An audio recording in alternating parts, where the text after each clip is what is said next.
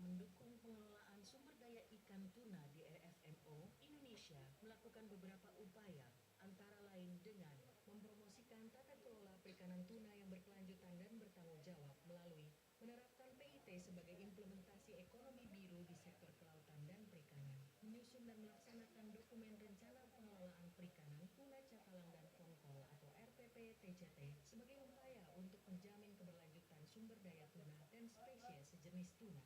Melaksanakan protokol atau tata kelola perikanan tuna berkelanjutan di wilayah perairan kepulauan melalui penyusunan harvest strategi yang telah ditandatangani oleh Bapak Menteri Kelautan dan Perikanan dan diluncurkan pada tanggal 9 Juni 2023 bertepatan dengan peringatan World Ocean Day. Melindungi daerah pemijahan dan pengasuhan atau spawning and nursery ground untuk perikanan tuna di WPPN RI 714, melakukan perbaikan data melalui pelaksanaan elektronik logbook, pemantauan di atas kapal perikanan atau observer on board, melakukan review metodologi estimasi hasil tangkapan di IOTC, serta aktif dalam kerjasama ilmiah di RFMO. Perbaikan data tersebut berguna sebagai dasar untuk pembagian alokasi kuota tuna yang lebih adil untuk Indonesia.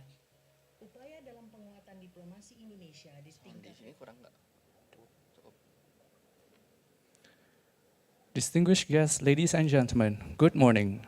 The Tuna Talks 2024 is a forum for scientists and practitioners facilitating the exchange of experiences from research and academic publication to enhance the management of tuna fisheries. Tuna Talks aim to strengthen collaboration between the Ministry of Marine Affairs and Fisheries and the Indonesia Tuna Consortium Phase 2 and its 5 members, as well as supporting the Indonesia Tuna Year 2024 program. Distinguished guests, ladies and gentlemen, please stand up for the national anthem.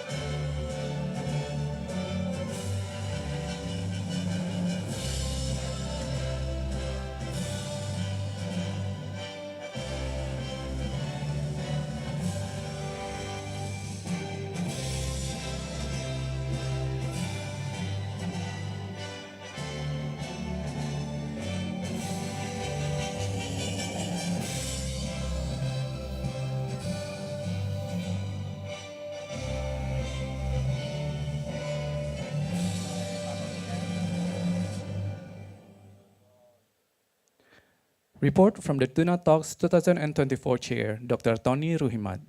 As Policy Advisor of Indonesia Tuna Consortium, Dr. Tony Ruhimat is a highly respected figure and a seasoned professional in field of marine and fisheries for over 4 decades, serving as government official performing key roles in research, management, and conservation. Distinguished guests, ladies and gentlemen, Dr. Tony Ruhimat. Thank you. Honorable Chairman of Agency for Marine Extension and Human Resources Development, Minister of Marine Affairs and Fisheries, Dr. I. Nyoman Radiarta, Honorable Secretary of DG of Capture Fisheries, Mr. Trian Yunanda, distinguished guests, esteemed speakers, ladies and gentlemen. Assalamualaikum warahmatullahi wabarakatuh. Good morning. First of all, let us thanksgiving to Allah, God Almighty, for His blessing, so we can gather here at CGF FX Sudirman in a good health condition. Ladies and gentlemen, distinguished guests, we all know that Indonesia plays important role in tuna production, which is contributed to 15 to 18% of the world tuna and tuna-like species production. We know that we have 4 tunas main in Indonesia waters: albacore, yellowfin, big eye, skipjack, and other certain bluefin tuna. And Indonesia tuna fishing fleet, we know that more than 420,000 until it is in 2022, with tuna fishermen totaling of 1.7 million. And about 56% of Indonesia tuna production is captured in Indonesian archipelagic waters, fisheries management area 713, 714, and 715. The launch of tuna harvest strategy for Indonesian archipelagic waters on World Ocean Day in June 2003 set a step focused attention on 3 management measures such as spatial closure, quotas, the number of catches permitted, and quota-based, and FAD, fish aggregating device management. The steps can be achieved by increasing scientific knowledge to research and technology to maintain ocean health. Additionally, there is a need for support for small-scale tuna fisheries and the tuna industry in the Indonesian archipelagic waters. Lesson learned from the development and enactment of tuna harvest strategy from 2014 to 2033 can guide future action. The implementation of the harvest strategy should be integrated with the new fisheries policy known as Indonesia Quota-Based or VIT to ensure synergy and effectiveness.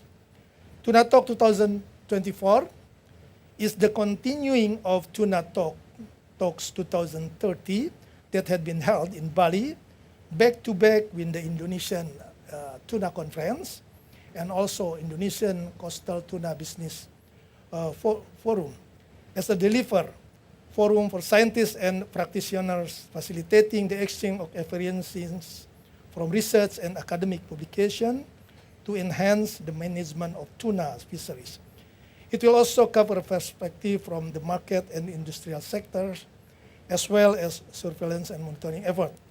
Tuna Talk is also a joint activity that aims to strengthen collaboration between the Ministry of Marine Affairs of Fisheries and the Indonesian Tuna Consortium Phase 2 and its 5 members, MDPI, EII, YECAN, Fair Trade, and Marine Change, as well as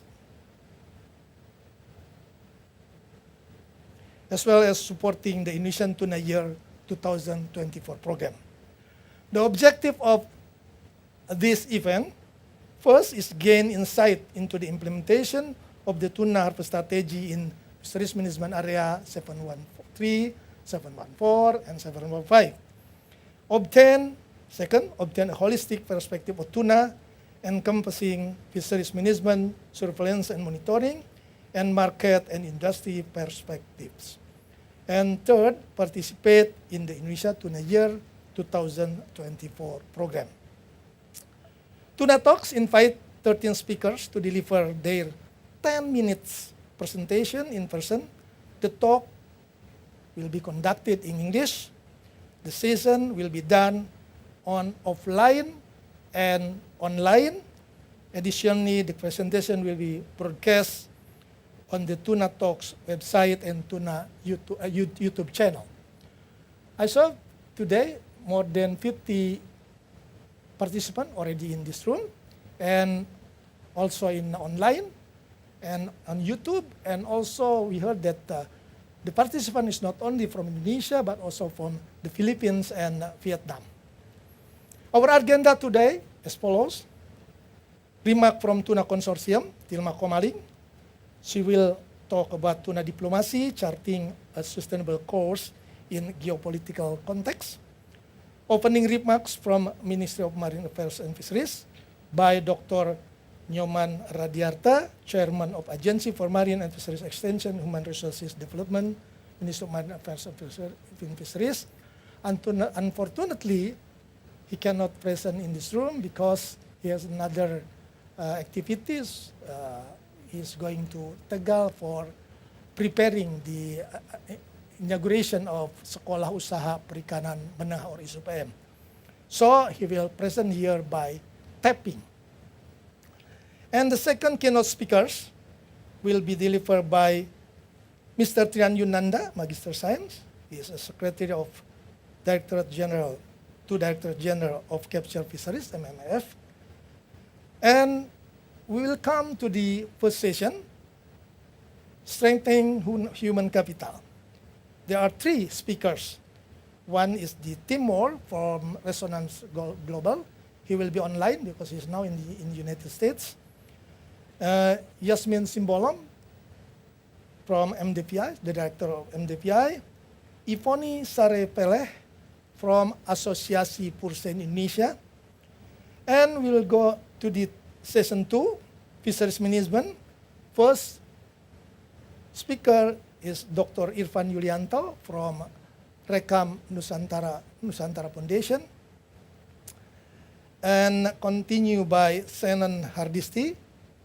She is the Regional Director for Indonesian YEI, Indonesian IVNLF Foundation. And continue by Sven Blankenhorn. He is the representative or Fair Trade in Indonesia. And continue to session 3, Surveillance and Monitoring in Open and Closed Season. First speaker, Glaudi Perdana Harja from YEKAN. Continue to Dr. Rina Janwar. She is Associate Professor of Jakarta Technical University of Fisheries, Jakarta, Indonesia. And finally, Professor Dr. Budi Wiryawan. He is the professor at IPB University and also scientific advisor of Tuna Consortium and also board of trustee of NDPI. Excuse me. And the final session, session 4, this is very interesting. Tuna Suite, next generation leaders. We have 4 students from Jakarta Technical University of Fisheries, Politeknik AUP, Politeknik Kelautan Perikanan Jembrana Marine and Fisheries Polytechnic, from Sorong, Marine and Fisheries Polytechnic, from Jakarta will be delivered by Bagas Prakoso. Let's have a hand, big hand. From Jembrana, Putu Delonik, Regia Purwanasa, and Hermawan. 2 ya. And Politeknik Kelautan dan Perikanan Sorong will be delivered by Renaldo Predli Rumaherang. Unfortunately, he cannot come here, but his presentation will be in the Zoom, will be in this screen.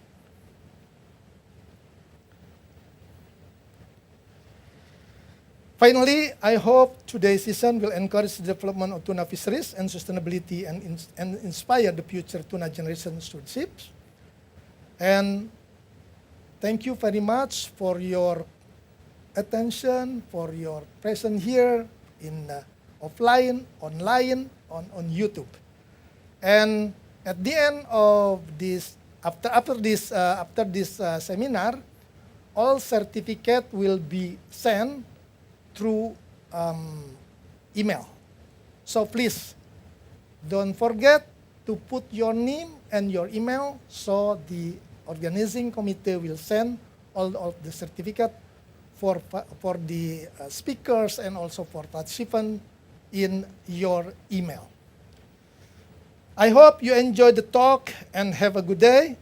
Thank you. Wassalamualaikum warahmatullahi wabarakatuh.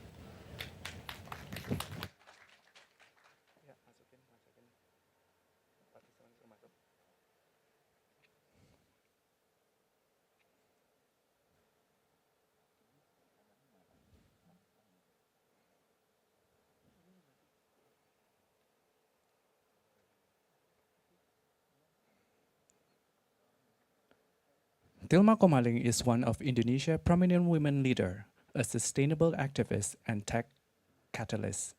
She is the woman behind Car Free Day movement in Jakarta in 2004. She took part in writing the Artificial Intelligence National Strategy in the Ethics and Policy Working Group with BPPT, Ministry of Research and Technology. Tilma Komaling is Indonesia Tuna Consortium Strategic Lead from 2002 until now. Distinguished guests, ladies and gentlemen, Tilma Komaling.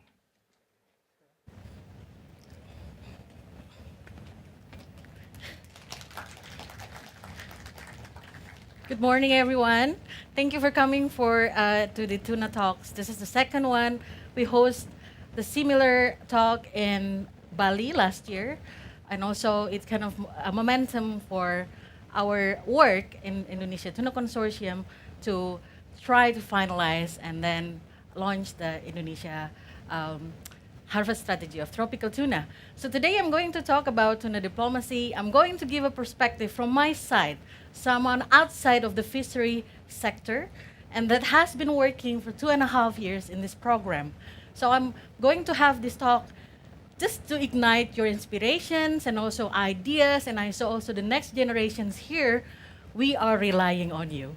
And please take this as a note, and please also make sure that you are still in the running and also working in the fisheries sector because we need it.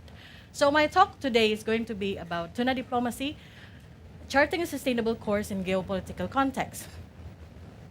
So when I say tuna, most of people in public, if they don't know and if they don't learn about fishery, they just think tuna is a fish.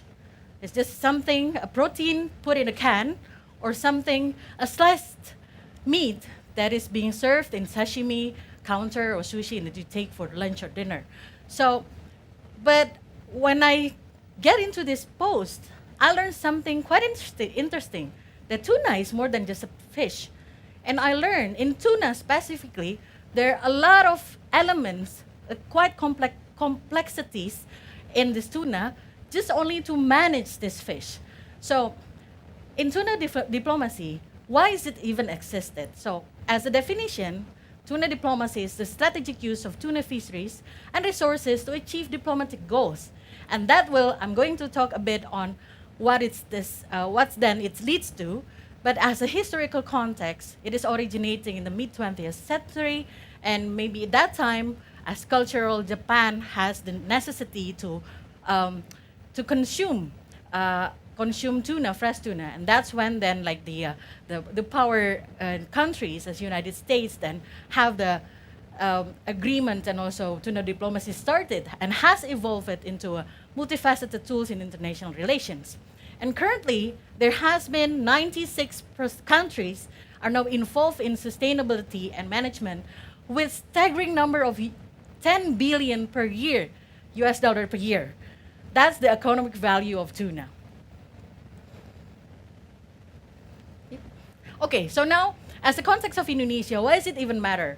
So, after 2.5 years working here in Indonesia Tuna Consortium program, Indonesia is the top producer of tuna globally. It has been contributed 90% to 20% every single year. Unfortunately, it's not the top exports. And if maybe you have seen also the videos before, it is the spawning ground of tuna at the eastern part of Indonesia in Iawi, Indonesia Archipelagic Water 714. So that means 1 out of 6 tuna globally can become from Indonesia, from our waters. So talking about sustainability, this is for the ocean and also for the people. I came last month from Bangkok Tuna Conference, and I've seen they're presenting their numbers in tuna export and also economic value. In 2024, Indonesia economic value worth is around 122.27 million US dollar. In neighboring countries, it is 800 million US dollar per year. So we are 1/8 out of what our neighboring countries made. This is on the economic side. And then also on the sustainable side, tuna has been known, maybe some people don't know, I just know that this is a very interesting fact. Tuna is in fact a keystone species. it it is the top predators, and also it helps the ocean food chain movement, and it also helps the phytoplankton. I'm not from fisheries, so this is a fact that I'm fascinated, and that's also help the the process of then the key producer of our oxygen. That means it's our breath. As someone who's working as the initiator that time in Car Free Day, fresh air is essential. And the third one is also on the protein side. We know 30%, 30.8% of children under 5 in our country has the potential of stunting. And we are basically sitting and living on top of the top protein in the world, tuna. And for one per 100 gram of tuna, it consists 3.5 omega-3 and also DHA. It is a key protein. So from the ocean and also from the people, we know that in the geopolitical context of tuna, you can read from my slides, but basically you know and you've learned that we are a participant or a member of 3 RFMOs, two the big ones. And then strategically, if you see the map, so basically we are strategically positioned in a very, I should say, beneficial place. And that's to win the competitiveness factor. But why aren't we? Why? So this is just to spark the ideation and also the work that you guys are going to be done, the Gen Z, the 20 years old. But basically the conclusion, all the numbers of the facts are clear. Indonesia has the necessary source, bleeding tuna in sustainable economic benefit. That's for our people, for your son, my son, and also for our daughters. So and also geographically, we could be and should be the champion of regional development for supremacy. So these are the conclusion, and the key takeaways from my very short talk is,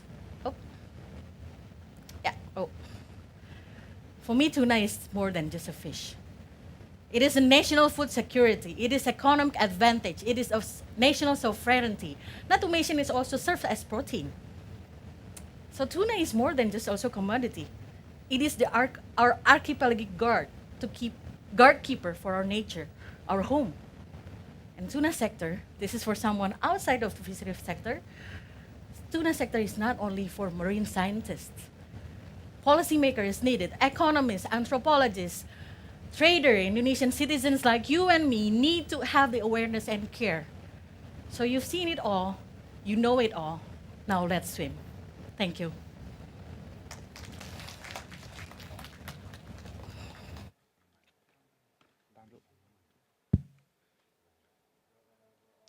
Inyoman Radiarta holds his doctorate degree from Hokkaido University in Fisheries Science with expertise in application of GIS, remote sensing for marine and coastal environmental, aquaculture development, site selection, and marine coastal spatial planning.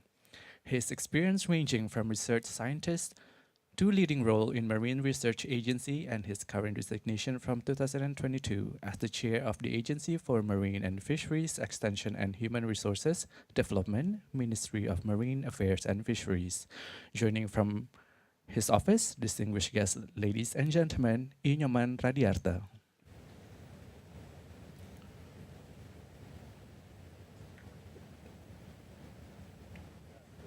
Namo Buddhaya, salam kebajikan.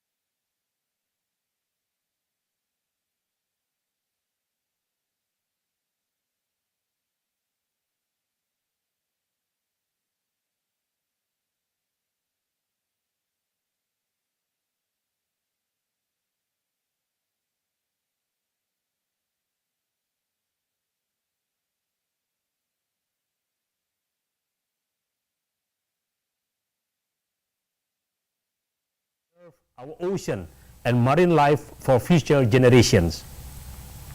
Central to this challenge is the crucial importance of investing in human capital which include the knowledge, skills, and abilities of individuals, is a fundamental to sustainable fisheries management. Through the expertise and commitment of our people, we can address the complexities of the seas and ensure the long-term sustainability of tuna stocks. Investing in human capital means empowering our fishermen and women with the tools they need to thrive in rapidly changing environment. It means providing access to education and training programs that equip them with the latest scientific insights, technological innovations, and best practices in fisheries management. It means fostering a culture of stewardship and responsibility that value the health of our ocean above short-term profits. But investing in human capital goes beyond simply enhancing technical skills. It also requires a commitment to the well-being and livelihood of those who depend on tuna fisheries for their sustenance and survival. It means addressing issues of social equity, gender equality, and community empowerment to ensure that the benefit of sustainable fishing practice are shared equitable among all stakeholders. Moreover, investing in human capital is not just a moral imperative, it's also a strategic imperative for safeguarding national sovereignty. Tuna fisheries represent a crucial resource for many coastal nations, providing not only food security and economic prosperity, but also a source of cultural identity and pride. By nurturing the expertise and capabilities of our fishermen and women, we strengthen our ability to assert our rights over this valuable marine resource and defend them against illegal, unreported, and unregulated fishing activities. In conclusion, let us reaffirm our commitment to investing in human capital as a key element of sustainable fisheries management. Let us acknowledge the vital contributions of our fishermen and women to the prosperity and well-being of our nation. And let us collaborate to create a future where our oceans are full of life, our communities prosper, and our sovereignty is protected for future generations. Finally, I hereby officially open the Tuna Talk 2024 titled Harnessing of Harvest Strategy in Tuna Fisheries Management for Sustainable Aquatic Food System. May God bless us and grant us a productive and successful seminar. Thank you. Wassalamualaikum warahmatullahi wabarakatuh. Om Santi Santi Santi Om.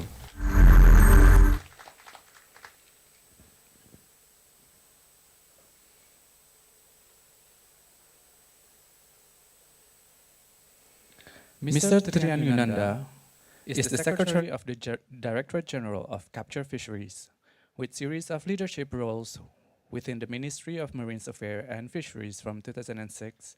Mr. Trian Yunanda was also actively chairs and member of numerous regional fisheries working groups. Joining from Zoom, distinguished guests, ladies and gentlemen, Mr. Trian Yunanda.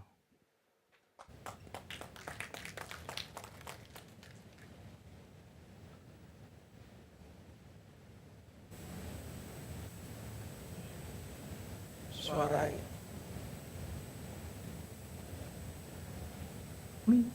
Sorry? Bisa Pak, aman. Oke. I start again. Assalamualaikum warahmatullahi wabarakatuh. Good morning and best wishes for all of us. First of all, I would like to apologize for not being able to be in the main venue with you due to my hectic schedule today. I have 5 meeting agenda need to be handled, so please apologize. Anyhow, ladies and gentlemen, I would like to start by thanking the organizer for inviting me to this event, a very important one, I would say. For me, personally, talking about tuna has always been fascinated. Time flies when we go over it. And today I'm pleased to share with you the implementation of tuna policy in Indonesia in line with the next global policy through harvest strategy. Could you, could the organizer committee show my presentation slide?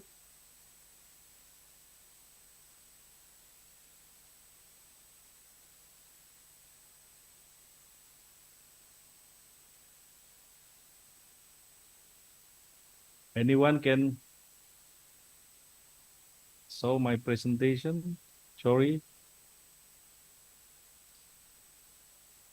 Anyway, as regard the tuna fisheries management, we stand on firm legal ground both national and international level, considering its nature, which is a highly migratory, where there is no administration border for tuna. So the management can only be effectively done through collaboration. Therefore, Indonesia became a member of IUTC in 2007, CCSBT in 2007, WCPFC in 2013, and Indonesia is also cooperating non-member of ITTC in 2013. Maaf ini panitia nggak ada presentasinya, saya sudah sampaikan.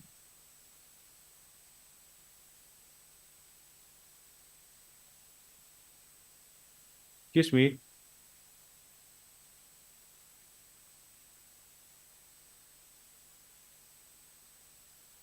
Halo?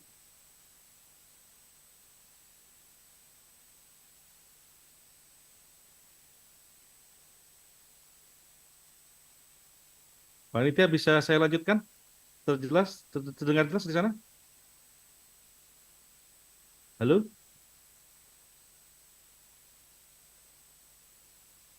Saya bisa mendengar jelas Pak Trian, Yeah. tapi bukan Okay, panitia. because I'm afraid that because my slide presentation I cannot see from my computer. Otherwise, I continue without the slide presentation. I think I sent it to Patoni already, my presentation, in order to back up. Yeah, okay, thank you very much.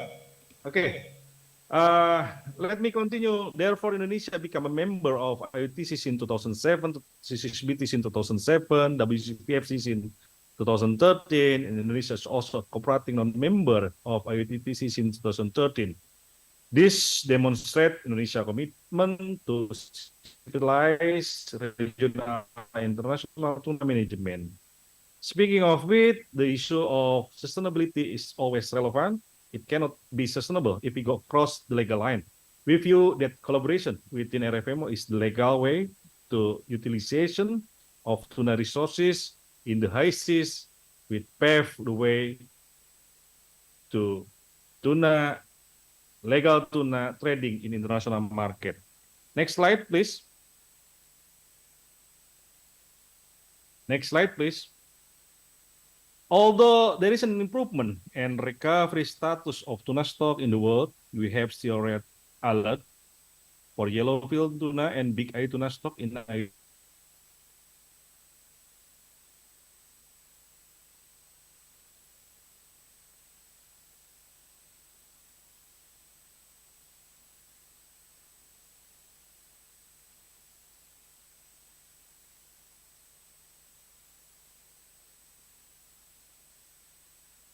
waters is not subject to overfish and overfishing. This, of course, thanks to effective management measures there, including, of course, the management of tuna in our archipelagic water of 713, 714, 715 of the fisheries management area of Indonesia, where we have been implementing tuna harvest strategy for its management. I think the interim harvest tuna harvest strategy already there since at least 2014. We start to develop it, and the for bluefin tuna, the stock is recovering again. This proves that we are aware of what is happening out there. The key benefit of having the status is that we know what we have to do using the instrument that we have in monitoring, controlling, surveillance, and scientific work as management measures. Next slide, please. Ladies and gentlemen, next slide. Quota and cat limit are among the things we fight for in the negotiation table. There are times we need to endure. There are also times we hit our objective. I think Pak Tony know very well about this because I always hand to hand with Pak Tony sit down and in the regional fora to discuss, negotiate the Indonesian position in RFMO. As I mentioned earlier, in IUTC, Indonesia cannot agree yet resolution 21/01 regarding the cat limit.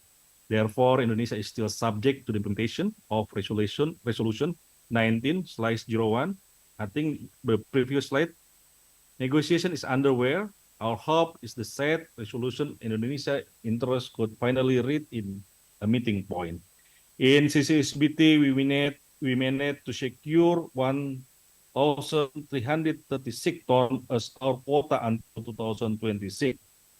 This is based on the result of the annual meeting held in 2023 in South Korea. I myself, frankly speaking, not satisfied with the result, since there was 3,000 quota was over there to distribute at the time. Therefore, I think I encourage all of us to prepare for the next distribution of quota or relevant resolution that potentially are negative for the Indonesian stand needed to be improved. Whereas in WCPFC, we have two cat limit. First one is a big 8 pot using long line set at 5,889 ton, and another one is percent on the cat limit on that. Next slide, please. In conjunction with the harvest strategy that I mentioned in the title page, is actually only one of the many ways we manage our tuna and tuna-like species. But harvest strategy, of course, is very fundamental in managing tuna stock. One we have done with the implementation of harvest strategy tuna fisheries in the archipelagic water, which has triggered many fisheries improvement program done in Indonesia.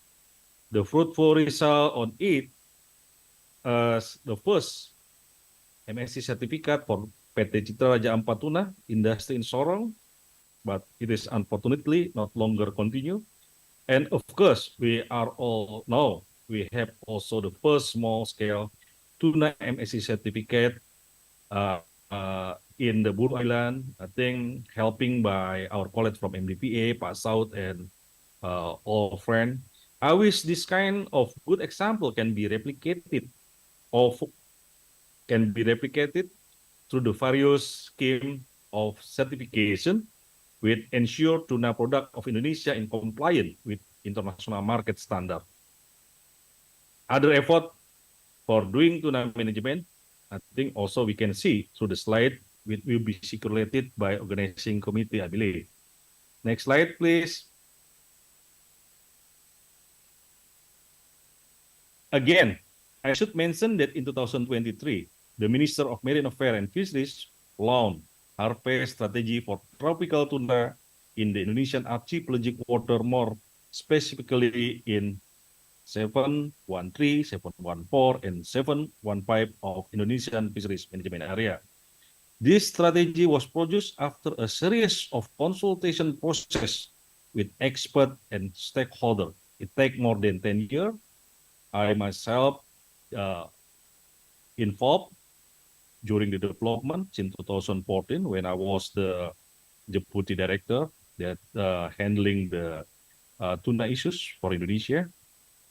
And I think I would like to take this opportunity also to extend our gratitude to those engaged in the making. Some of the components that we include are resort monitoring, harvest strategy development, implementation, and refinement, CAT monitoring, targeted research and monitoring, and of course the coordination with the RFMOs. Next slide. In line with the implementation of harvest strategy, we restrict the use of fish aggregating device or FAD. The ministry has issued a number of regulations on the use of fishing gear and FAD. We are still need collaboration with all of you the success of the implementation on the set regulation on FAD. We also impose partial closure for spawning and nursery ground for important species and temporary closure for areas during the spawning process. This is done to give the stock time to rebuild itself before we can harvest it. Further, we also allocate quota for each fisheries management area with reference to the total allowable catch. This is part of the implementation of quota-based fishing policy, or in Indonesia, penangkapan ikan terukur. I'm sure everyone is well aware of it, since this is a major change in the fisheries management in Indonesia.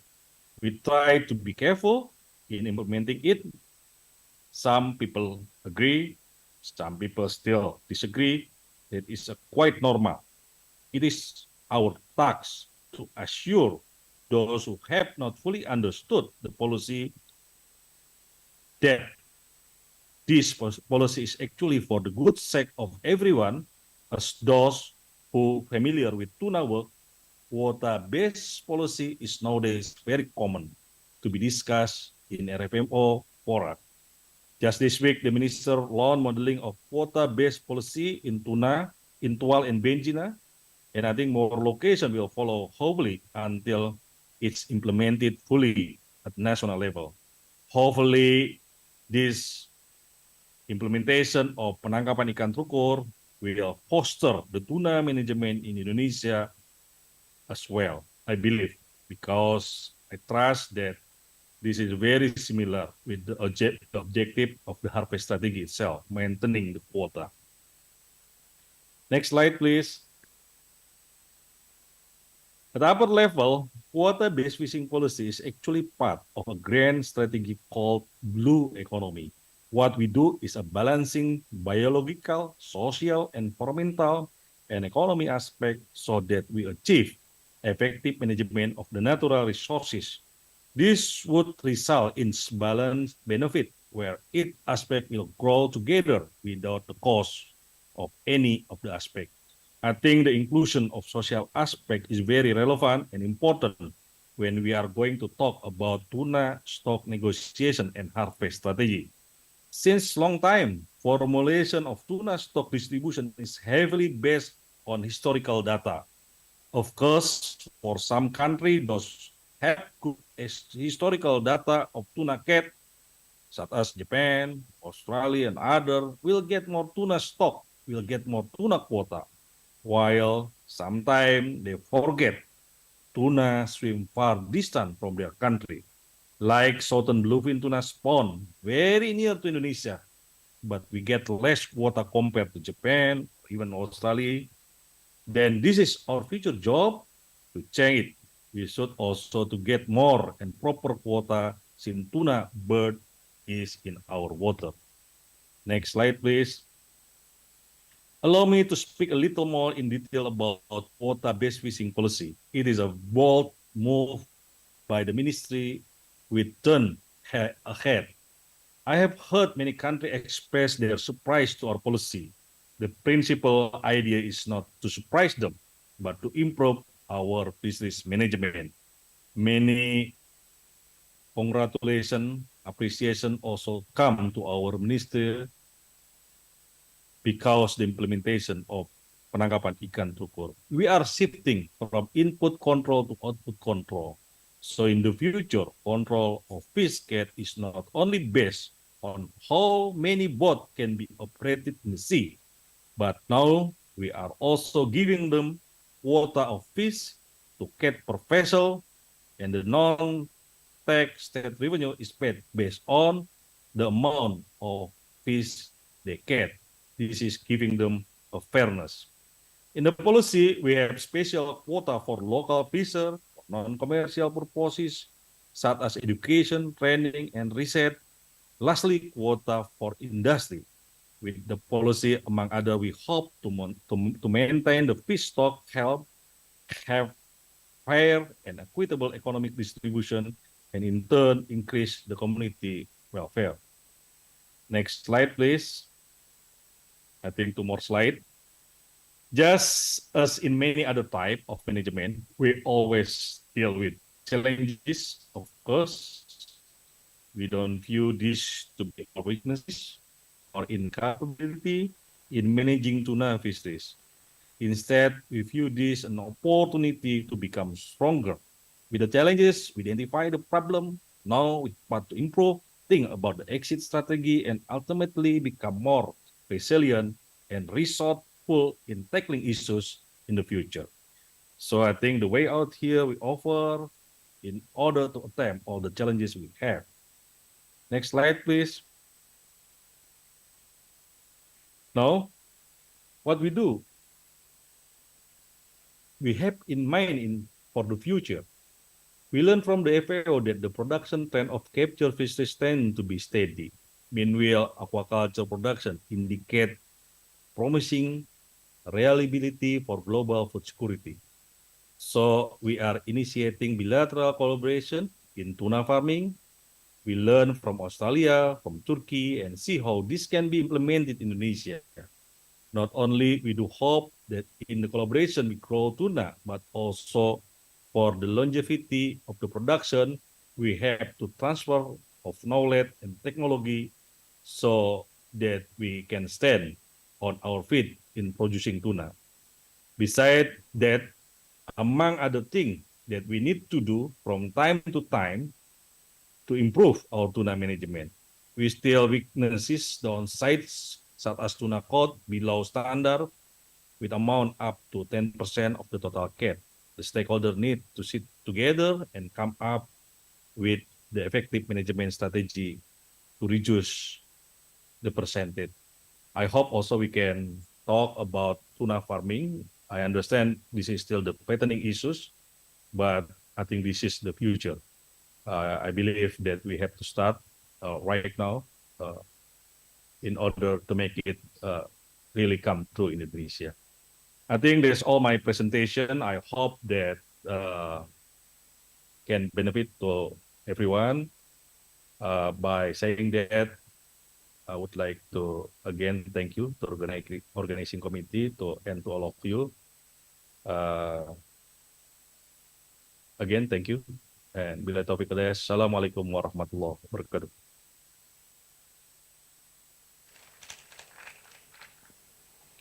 Prior to commencing our main event, kindly come up to the stage for photo op Dr. Tony Ruhimat, Ms. Tilma Komaling, Professor Budi Wirawan, Ms. Yasmin Simbolon, Dr. Irfan Yulianto, Mr. Sven Blankenhorn, Mr. Glaudi Perdana Harja, Dr. Rina Janwar, Bagas Prakoso, Putu Deloni Gregia Purwanasa, dan Hermawan.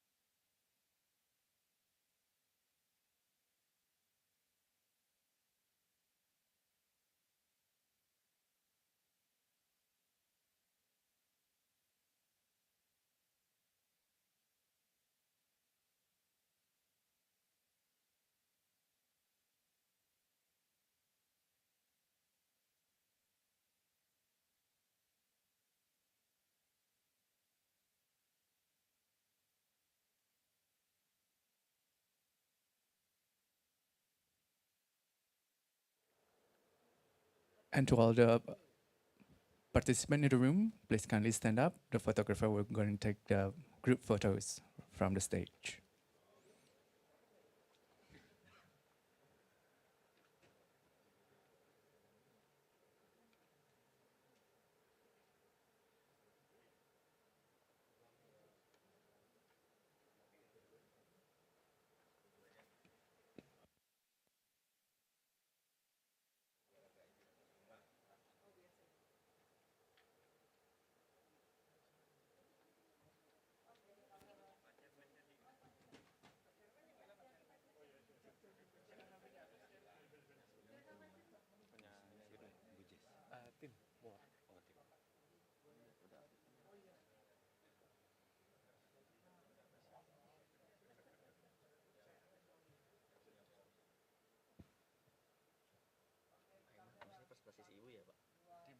Tim, Timor dulu. Habis itu baru Jazz.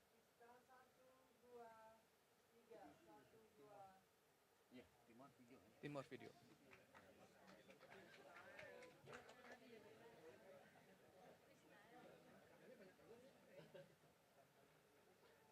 Standby tim ya.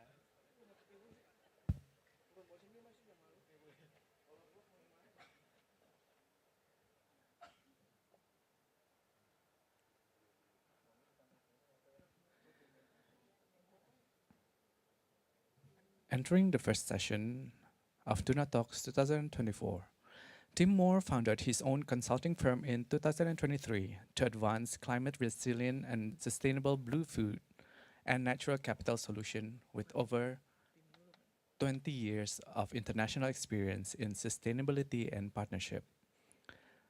Tim Moore worked with clients from various sectors and backgrounds, including the Monterey Bay Aquarium, USAID, Vermont Housing and Conservation Board, and the Walton Family Foundation to develop and implement strategies that align environmental, social, and economic goals. Tim holds an executive MBA from UCLA and NUS, and passionate about creating positive impact and shared value through innovation and collaboration. Distinguished guests, ladies and gentlemen, Tim Moore.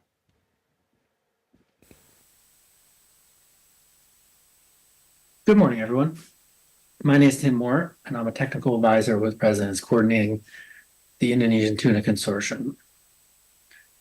It's a great honor to kick off the second Tuna Talks and to share a bit about the Indonesian Tuna Consortium and its journey over the past 2.5 years, as we are now in the final month of phase 2 and really look forward to moving into phase 3 in July.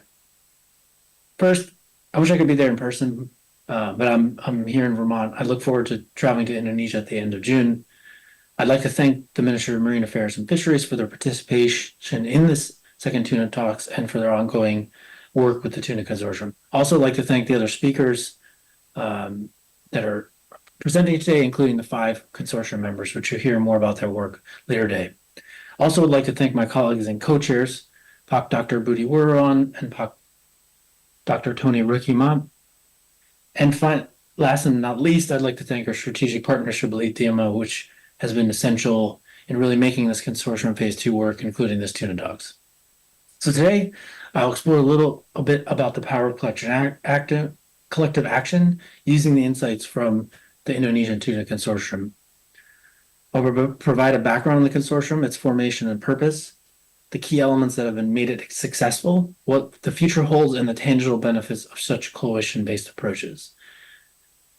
So the consortium was established in 2019 as a program, which now involves 5 organizations: MDPI, YECON, Marine Change, Fairtrade USA, and YEE, with residents acting as a strategic coordinator and secretariat. Though it officially launched as a program 5 years ago, many of the organizations have been collaborating informally for over a decade. I recall fondly engaging with MDPI, Marine Change, YEE, and AP2HI in 2015-16 in a smaller alliance supported by residents as part of the USAID Oceans and Fisheries Partnership, working on traceability in small-scale tuna fisheries.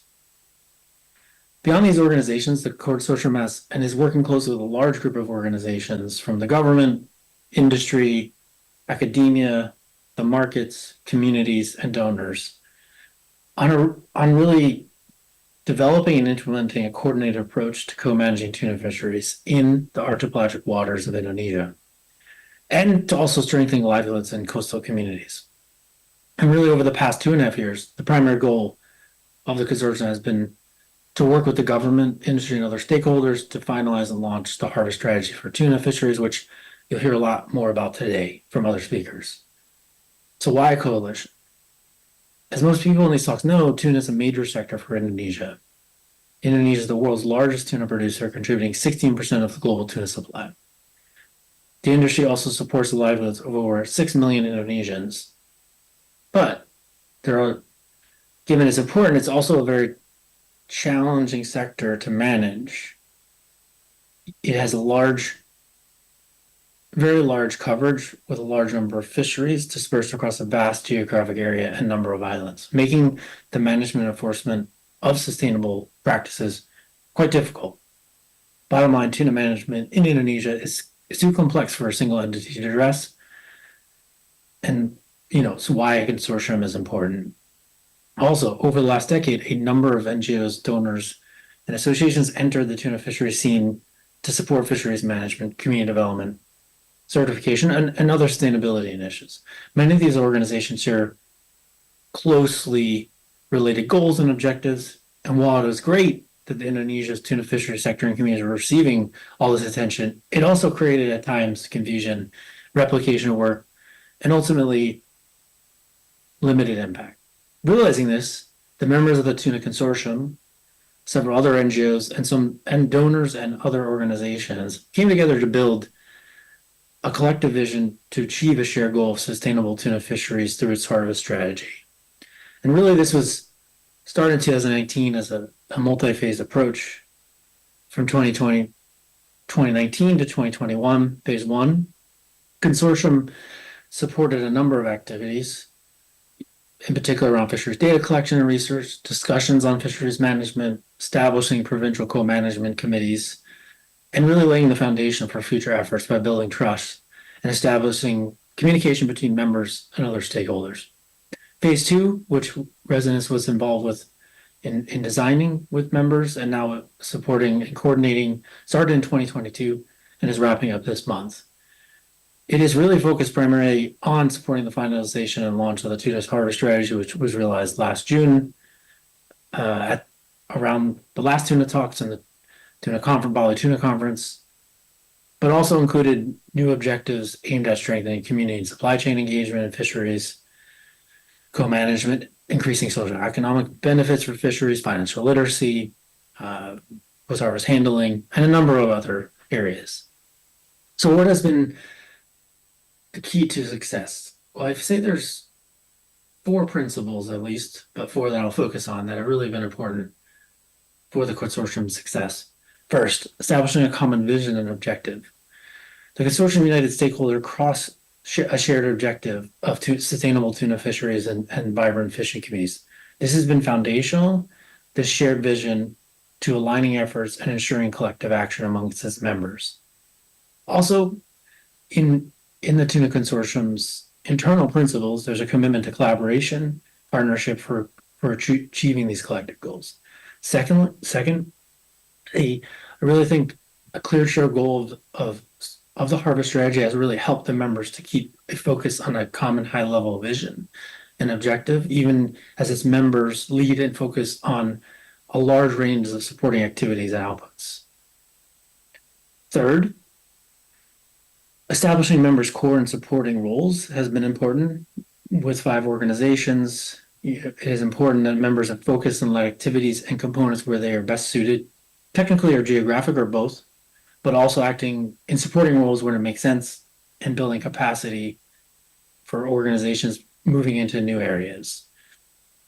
Defining clear implementation lanes for members, and also where collective implementation was needed with Resonance coordination support, has really helped to avoid duplication and confusion, both internally and externally with partners, and really elevated it, I'd say, in the last 1.5 years, the collective impact of the consortium. Fourth, really taking on an inclusive approach. The consortium, is 5 members working as a program, but it really does engage a lot of other important stakeholders, including the industry, scientific community, government agencies at all levels in Indonesia working on fisheries management. This inclusivity really is ensured all relevant voices are heard and really help to build buy-in for the consortium's work and really help to contribute towards meeting its goals. So what are a few lessons learned from the past few years? I'd say first and foremost, time and relationships. One key lesson really is that building a successful consortium with a lot of different organization actors involved takes time and really does require active coordination and effort, both by residents, but also effort by consortium members themselves, but to work collectively. It's not just about aligning organizations, though. It's also about cultivating strong working relationships among staff from the different organizations and with external stakeholders. One way we've been able to, I think, achieve this is really offering space both formally in meetings as well as informally to allow conversations between members and with external. And really the efforts of our team in Indonesian has really been essential for making this work, because it is really an everyday activity to build collaboration amongst members. Everyone is very busy. So the next one is having a neutral facilitator. I think going into phase 2, this is something that was added, with residents taking on a critical role in building and fostering collective action and programs. This, as a non-technical implementer, this neutral person helped manage conflicts, ensuring all voices are heard and considered. Also, residents had and can support where changes in staff and consortium members happened over the last few years, and really bringing them up to speed and integrating the consortium and help them not miss a beat. Also, I'd say pooling resource, expertise, and knowledge amongst the members makes it possible to really tackle challenges and more effectively than any single entity alone. Also, pooling resources with external partners, such as CSIRO and others, USA Barricon project has really, been a key lesson learned. And finally, fostering communication. Coalitions really can help break down silos and fostering better communication and coordination with organizations that work with or engage different stakeholders at the community level, in the supply chain, at the government. And really, the consortium has taken this collaboration approach both internally and externally, and really in assisting with the engagement around the harvest strategy finalization and launch, helping to ensure that different perspectives are considered and have been integrated into the harvest strategy, and looking forward in its implementation and the management measures. So what's next as we kind of look to phase 3 in July for the next 2.5 years? Really, the successful launch of the harvest strategy has been a significant milestone. It demonstrates the power of collaborative effort and sets the stage for achieving long-term sustainable tuna management in Indonesia.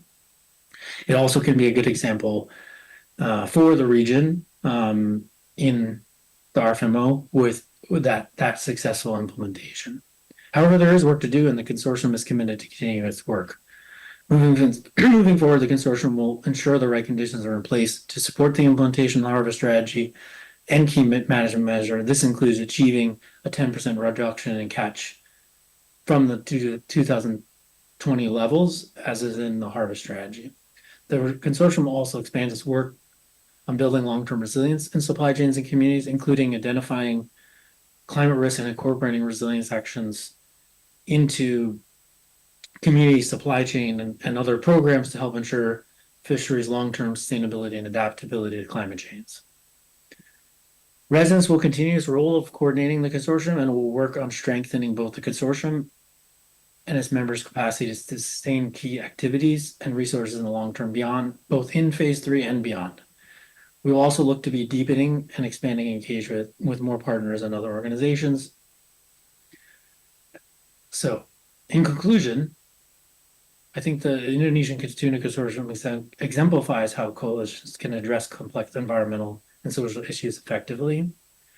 And really, let's continue to support and participate in such collaborative efforts to secure a sustainable future for tuna fisheries and communities in Indonesia. I hope you have a productive Tuna Talks for the rest of the day. And I look forward to hearing about the output and discussions and meeting a lot of you in person again in June. Thanks.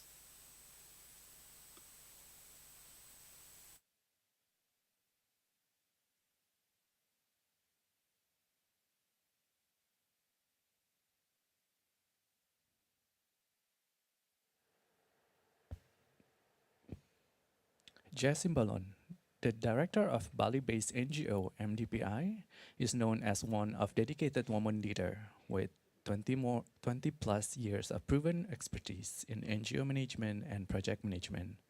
Jess is the visionary behind the MDPI Foundation's accomplishment in implementing the world's first Fair Trade USA seafood capture fisheries certification in 2019. Distinguished guests, ladies and gentlemen, Yasmin Simbolon.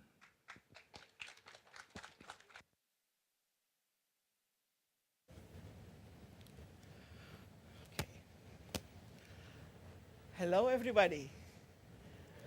I'm sure that it's quite tense from the morning. We heard some numbers, some diagrams, so I'm gonna take you to a different level. Let's go light, learning about tuna from a different perspective.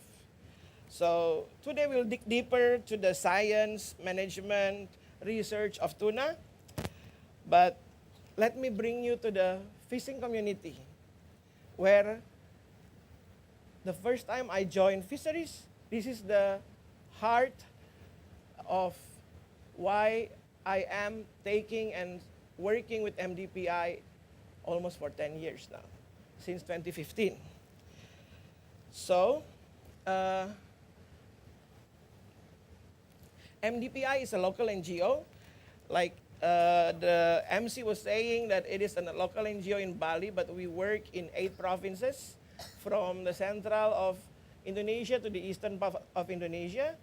We work from Bali, Nusa Tenggara, to the island of Sulawesi, and we also work in Maluku and North Maluku. Okay, let me try this. Okay, my name is Yasmin Simbolon. I'm the director of MDPI. Thank you, Pak Irfan, for reminding there is something in the front that I can see. Okay, as it mentioned previously that one of the work that MDPI do is an implementer of Fair Trade USA. Later on, you will hear about fair trade from Sven Duck and Horn. But I will not talk deeply about that. So let's go to the next slide. Here. Okay. As you know, Indonesia is a large island. It's an archipelagic island. A nation with 17,000 of islands. And from what I shared previously, from the year of 2014 until the year of 2023, MDPI worked in 3 provinces with 66 fisher associations and around 1,300 fishers working on fair trade. So they are registered, some of them leave, some of them continues. Some areas we left, some areas we open. So this is the whole thing, 1,300. If you want to imagine 1,300, let's go here. Sorry, very fast. If you want to see this is a very funny example actually, but it's like around 61% more than the population of the Vatican City. That's funny, right? But this is only a city where everybody, if 1,300 stay in one city, in one, what we call one desa in Indonesia, it's easy to manage because you just walk from here to there. But since our country is very large, so we go through sea, land, and ocean to get to one island to another island, to go from one fishing association to another fishing associations. So MDPI start its community work from fair trade, as I told you previously. where I spent 5 years of my life in MDPI is dealing with fair trade standards and everything. Doing fair trade standard, you will only work with certain number of fishers who are registering to the programs. But along while we are working through all the standards, we see that we need to do more. You cannot just, like your MDPI presence, I think should be more than these registered fishers. So we enlarge our work into a larger programs. We do local champion, where we choose some fishers who have interest, and for them to give them knowledge, so they can speak, they can talk, they can lead in the community, and through the fishers associations and cooperative developments, they can understand how to manage an organizations. They can learn how to manage the financial of the organizations. They can manage the credit and debit into their books, so they know, they can understand more about how to manage and making sure that it's benefiting for them. So I need this because that one is too small for my eyes. So the visible results of what has happened with that MDPI has done for 10 years. Compliance to legal, reported, and regulated fisheries. This is important because to make sure that data collection and validations, fishing permit registration, this is important to help to make sure that certifications is legal, that all the strategy of people in the government, of the ministry, of the provincials is clear. They know how many fishers in their province, they know how many vessels in their province. And then raising awareness and environment issues, of course. Climate change, like it or not, the number of fish that fishers caught is less because the vessels are more and more added, and the growth of fish is not as quick as the growth of the vessels. So the fisher doesn't get as much as when they were in the old days. And that's why, if you hear previously how Pak Trian was saying, that Indonesia is changing from input, adding more vessels, to output. Means they control what is coming out from the sea.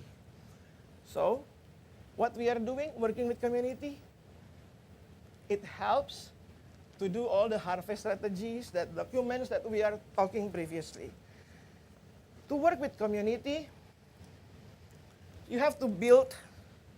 Fishers doesn't understand credit and debits. They don't understand economy. What they know is how to survive each day, how to make sure that they can pay for children educations, how they can eat, how when they are sick, when there is program in the villages, they can survive. But they don't know how. That's why MDPI come with economy and financial management, because the ocean is giving as much as previously. With their income, we are teaching them how to manage their household financial, to make it enough, and we are teaching them how to dream, how they can build their home, their plan for their children, and manage with the money that they have from fishing, and they can also manage how the organizations, the cooperatives that we are establishing with them can survive. These collaborative efforts cannot only work only in small fishing villages. It has to be multiplied into more and more fishing villages.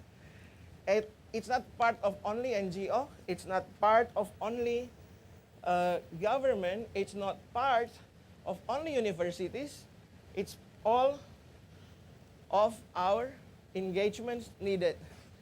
So in our 10 years of implementations, for community strength. This is what MDPI learned. Build their capacity, scaling up, boost their confidence to speak, to talk in the bigger event, and hopefully the empowered community can survive and they can manage themselves and be part of all these changes that happenings in the world, including the PIT that will be happening, already started in Papua and will be happening soon, and also with all the harvest strategy and everything.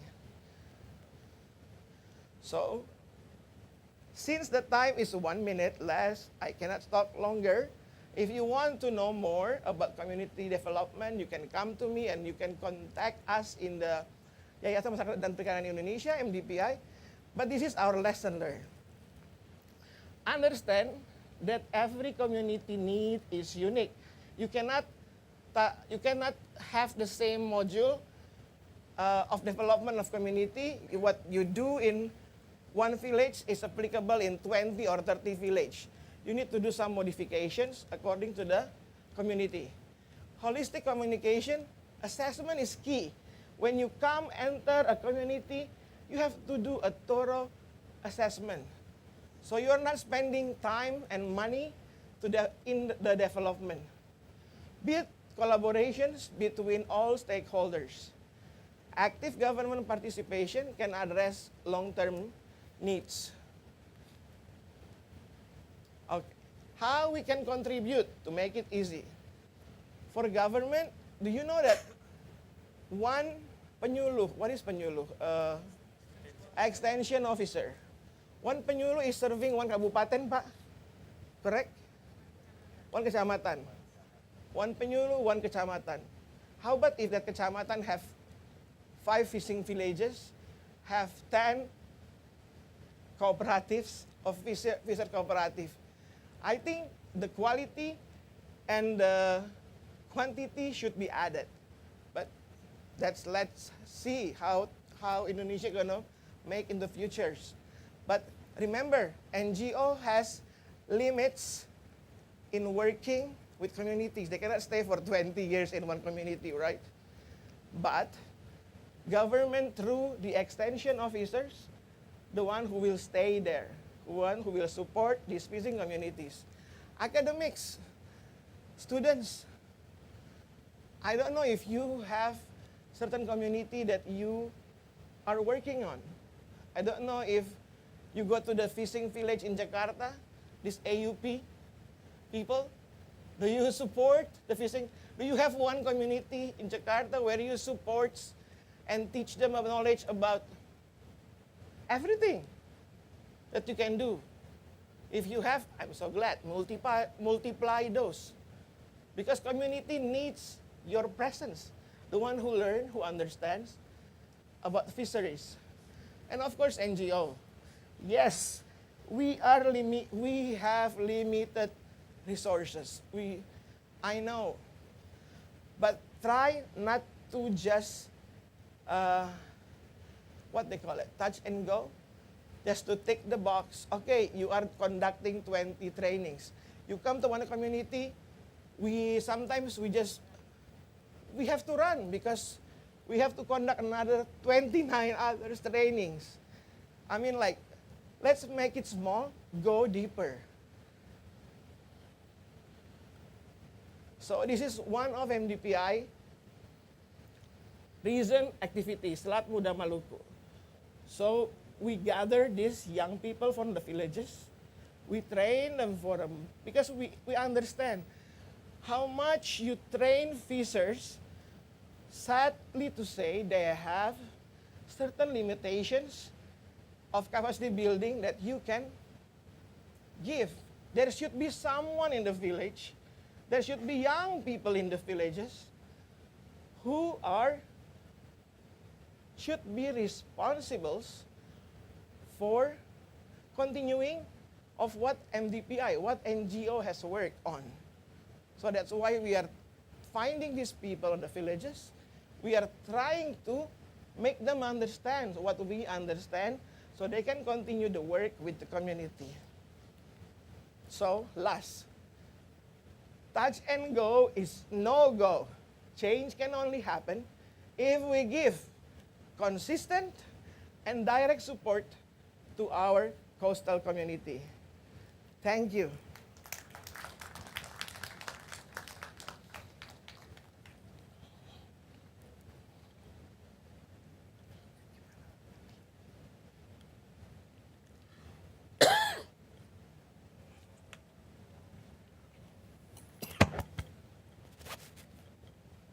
For over than 20 years, Yvonne has been in the field of fisheries.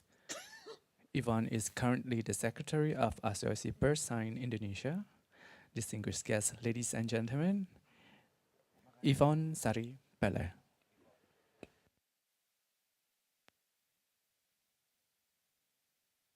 Morning, everyone. I'm Yvonne Pele, representing APSI, the Indonesian Persine Associations, and is currently working as QA manager in PT Sinar Pure Foods International, a canned tuna manufacturer located in Bitung, North Sulawesi. Thank you for having me participating and sharing knowledge in this Tuna Talks event. Global tuna market is getting tougher and exciting each day. Why tougher? Because competition is not only on the quality issue, on consistent supply, pricing, and of course now, behind the processing scene, there are just lists of requirements that are being demanded by buyers. I guess we have to credit all this to the competitions in the market. It is exciting because, as I said, behind the products, there are just long lists of requirements. I would like to mention some of them. First, food safety concern. You have to ensure that products are certified for the food safety. GMP, HACCP, GFSI certificates, which you may choose whether you would like it to use BRC, IFS, FSCC, or else it's up to as long as producer can prove that products are food safety certified. And there are proper management for what is being implemented in the processing line. Not only the product, but who is making the products? The workers, employees. All the workers have to be treated in accordance to the labor regulations. No child labor, proper health and safety apparel, compliance to the minimum wage, gender awareness, freedom of associations, etc. and etc. In return, workers have also to be competent, of course. Next, food safety done, requirements on doers or makers or workers done. Now, not only, now comes requirements on the sustainability issue. We have to buy fish from, let's say, Dolphin Safe certified suppliers. We have to be aware of the fisheries management to ensure that fish do not come from illegal, undeclared, or unreported fish. To make sure that fish is legally caught, it has identity, and it can be traced back. That is why it is now very popular for consumers to say from sea to plate, meaning we can trace back all the products, all the way from where it was caught, how it was caught, whether the vessels are with proper document. If you have vehicles, it's like checking that your car has STNK, BPKB, or you have SIM or driver license as an operator. Next, concept of sustainability to ensure that tuna that we eat are coming from sustainable water.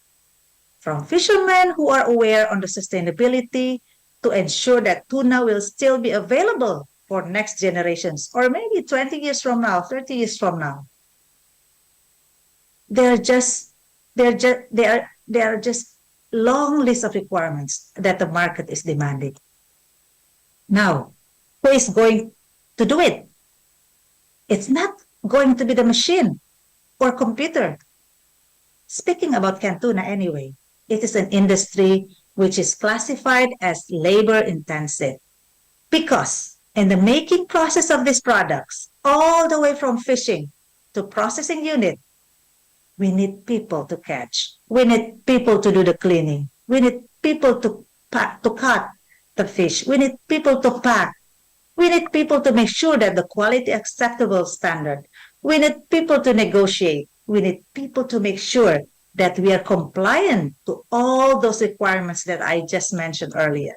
That's just part of it. Well, human capital is then considered as a key asset in this industry.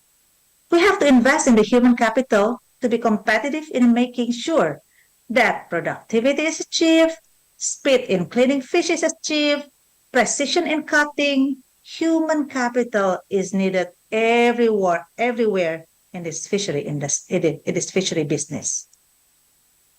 If you want to have a long-lasting fishing industry, then investing in the human capital is a big capital, MUST, must. Taking care of this key factor is essential to have a long-lasting business.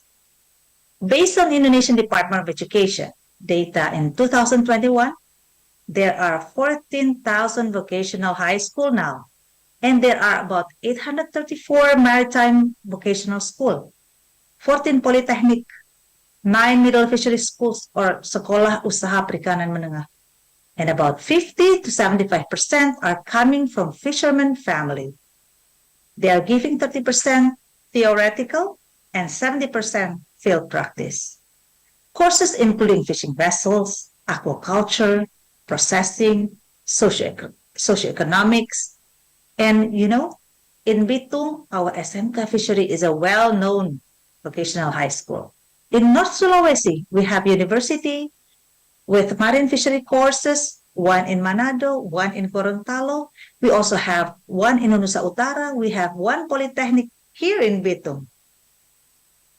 Several high schools with maritime vocations are offered and is increasing, especially in places where fishery is a way of life. I'm glad for that.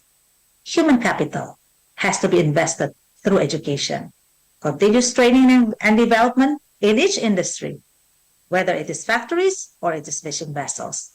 To note that government, through Ministry of Marine Fisheries, is requiring certification for processors on board, certified processor on land. And, the pace is on getting certifications is becoming faster and faster.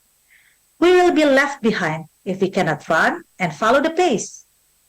So, investing in human capital is very essential, not only on the technical knowledge, information updates, but on the attitude and character building.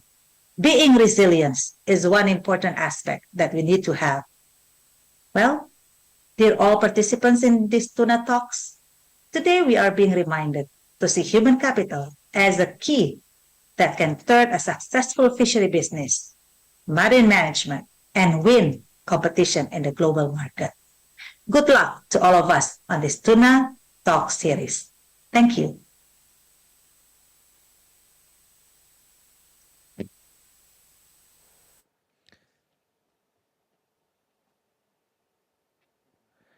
Distinguished guests, ladies and gentlemen, we have reached the end of the first session of Tuna Talk 2024. Our next agenda is lunch break, and Tuna Talk 2024 will be resumed back in 50 minutes.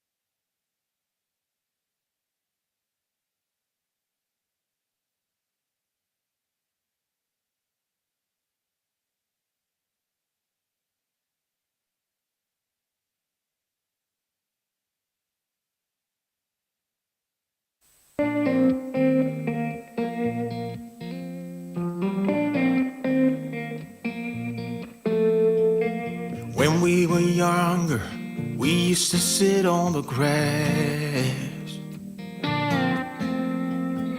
among the flowers. We just let the days pass by. People would tell us to get a grip of ourselves and get a job. We didn't care what we were told, 'cause when we were younger, we used to sit on the grass and go, damn, I don't wanna grow old. I wish I could turn back time. Stay up all night singing songs on the terrace. We didn't mind sitting out in the cold. It wasn't possible to make us embarrassed. We were free. Do you remember stealing smokes from your parents? Sometimes we got a bit out of control. When they found out we ran from home just to scare them, we were free. When we were 17.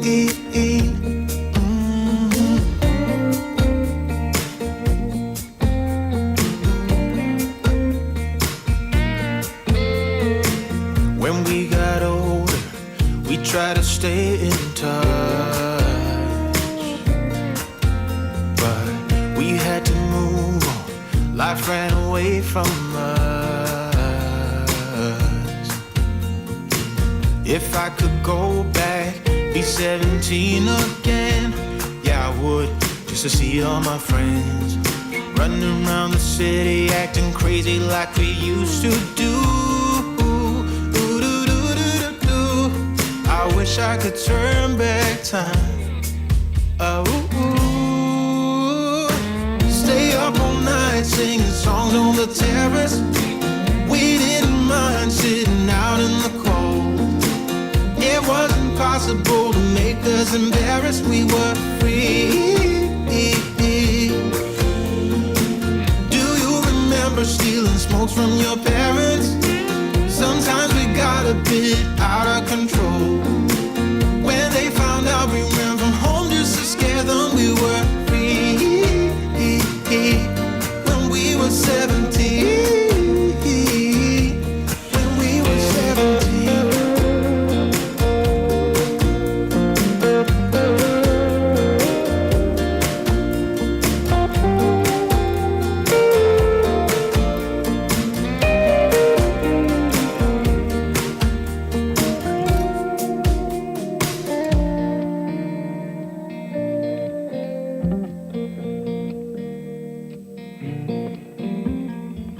When we were younger, we used to sit.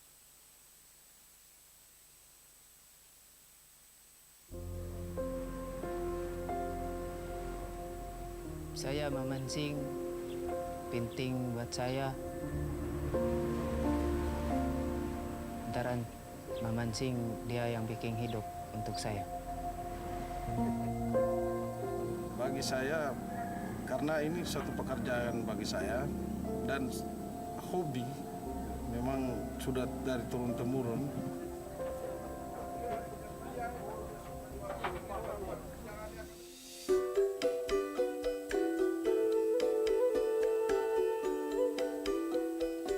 The water area in Indonesia cover up about 4 times the land area.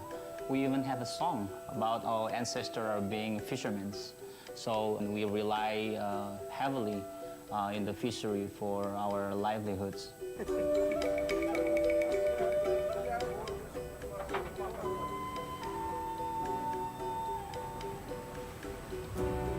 One-by-one fishing is catching one fish with using one hook, one at a time. Ketika saya memancing, saya gunakan satu pancing untuk satu ikan. Untuk mancing satu persatu ini banyak keuntungannya. Satu hal, dalam kualitas ikan itu dia baik dan dia itu ramah lingkungan.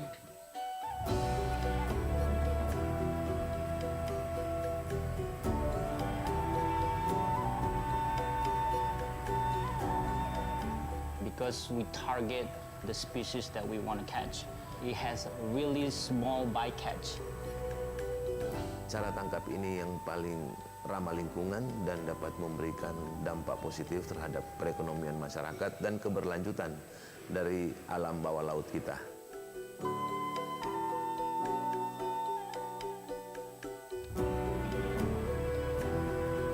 The fishermen catch the fish. Directly they put the fish into the ice to keep the fish in the fresh condition. Within 1 or 2 days, they're going to come back to the port, either freeze it or directly go to the canning factory.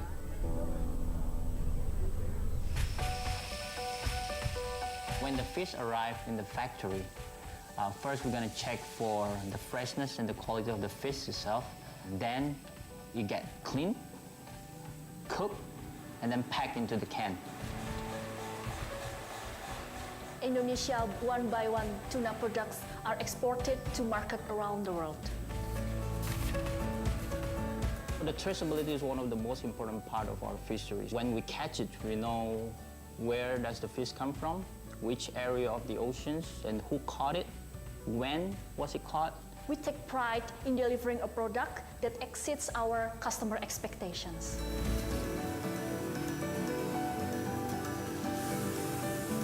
About 7 million of our Indonesian people are working directly in the fisheries and in aquaculture. Pekerjaan ini sangat membantu memberikan penghasilan yang stabil.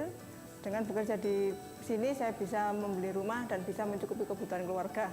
Saya sangat senang bekerja di sini karena rasa kekeluargaannya tinggi.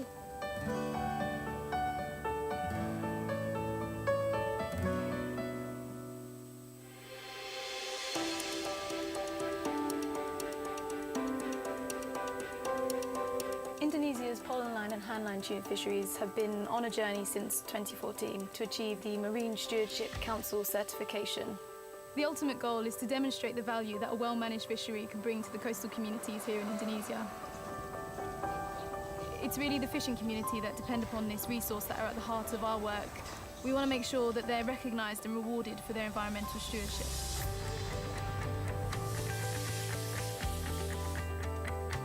So there's a lot of work happening on the ground to meet the standards. We're collecting a lot of data from the observers program, from onboard cameras, from the vessel tracking systems, and we're also working hard with the Ministry of Marine Affairs and Fisheries. Collaboration has been key throughout this project. Everyone coming together and working towards the same goal to see these fisheries get the market recognition they deserve.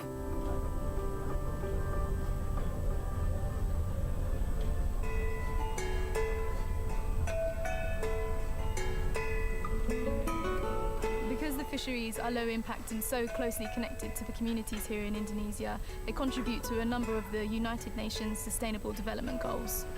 So by supporting them, responsible businesses around the world can demonstrate their commitment to the Sustainable Development Goals. For decades, we've been doing one-by-one fishing like this, and we want to ensure this will continue for our future generations. If you buy the one-by-one fish, then you be a part of the sustainable fisheries in Indonesia. You're actually supporting our fishery communities, especially our future generations.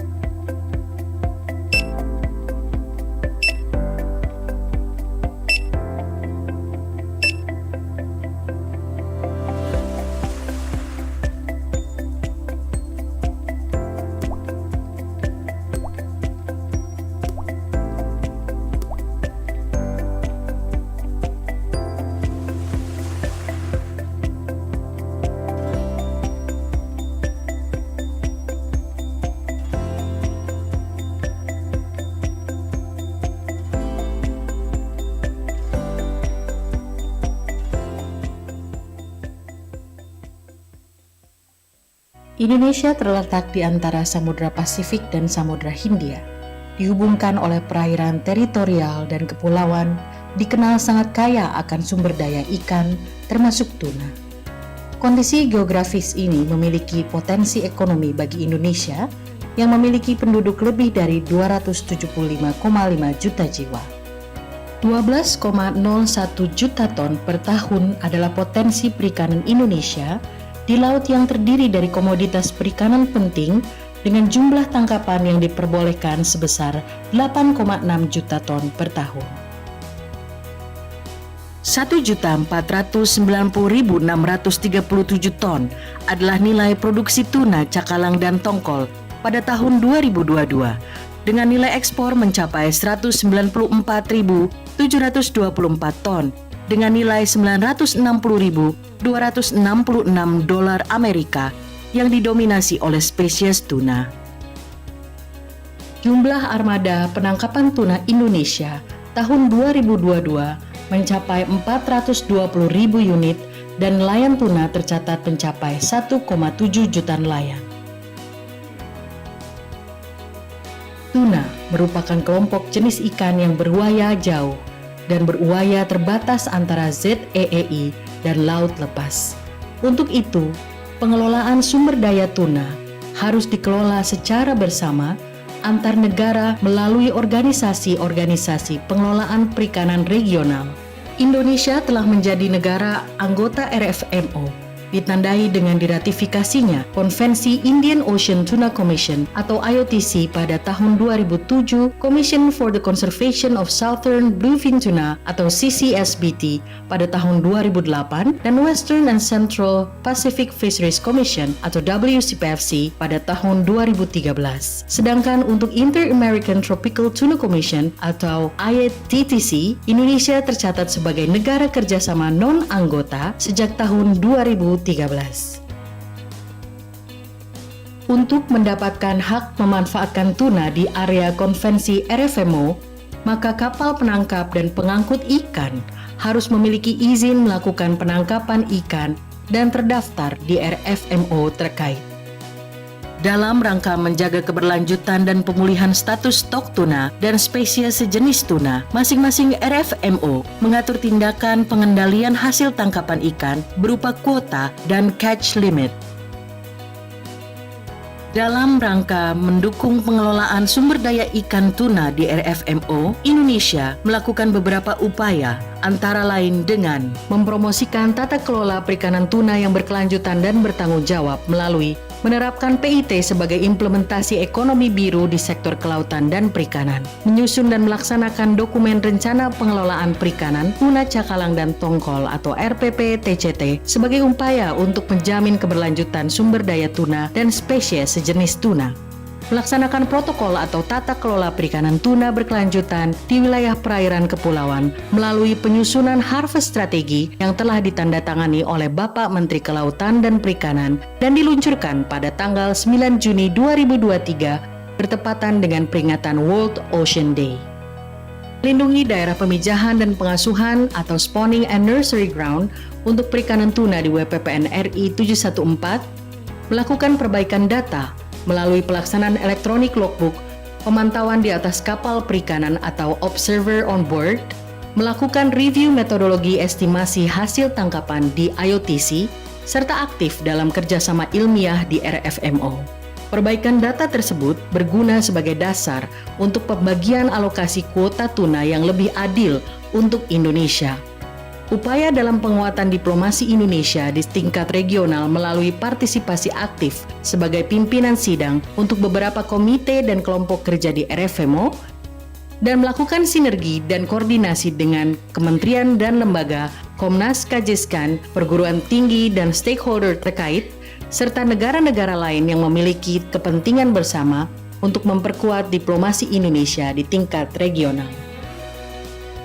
Dalam menyongsong pengelolaan perikanan tuna di masa depan, arah kebijakan tidak hanya mengutamakan produksi perikanan tangkap, akan tetapi juga mengedepankan peningkatan mutu produk, keterlibatan seluruh pemangku kepentingan dalam pelaksanaan pengelolaan perikanan tangkap yang berkelanjutan, perluasan pasar domestik dan internasional, serta inisiasi budidaya tuna.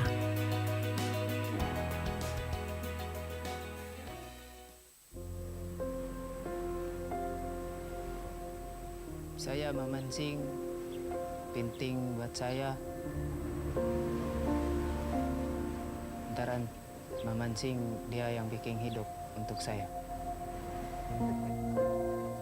Bagi saya, karena ini suatu pekerjaan bagi saya dan hobi, memang sudah dari turun-temurun.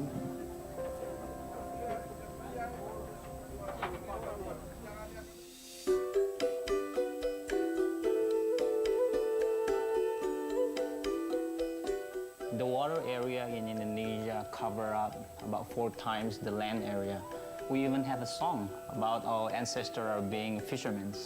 So we rely heavily in the fishery for our livelihoods.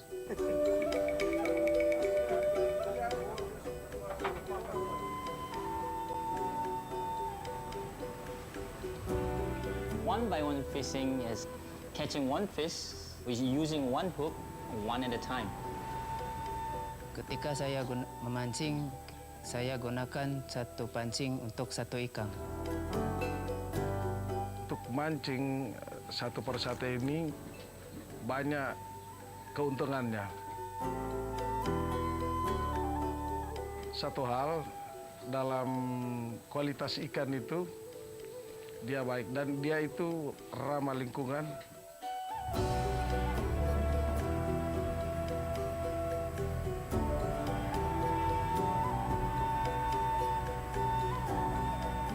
Because we target the species that we want to catch.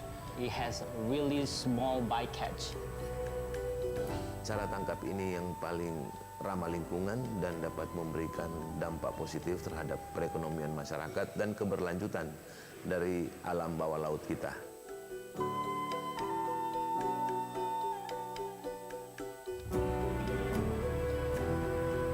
The fishermen catch the fish. Directly they put the fish into the ice to keep the fish in the fresh condition.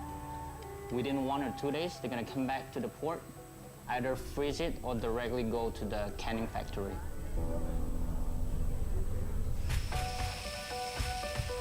When the fish arrive in the factory, first we're going to check for the freshness and the quality of the fish itself. Then you get cleaned, cooked, and then packed into the can. Indonesia one-by-one tuna products are exported to market around the world. The traceability is one of the most important part of our fisheries. When we catch it, we know where does the fish come from, which area of the oceans, and who caught it, when was it caught. We take pride in delivering a product that exceeds our customer expectations.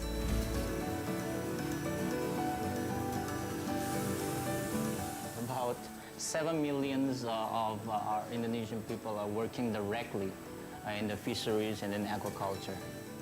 Pekerjaan ini sangat membantu memberikan penghasilan yang stabil. Dengan bekerja di sini saya bisa membeli rumah dan bisa mencukupi kebutuhan keluarga. Saya sangat senang bekerja di sini karena rasa kekeluargaannya tinggi.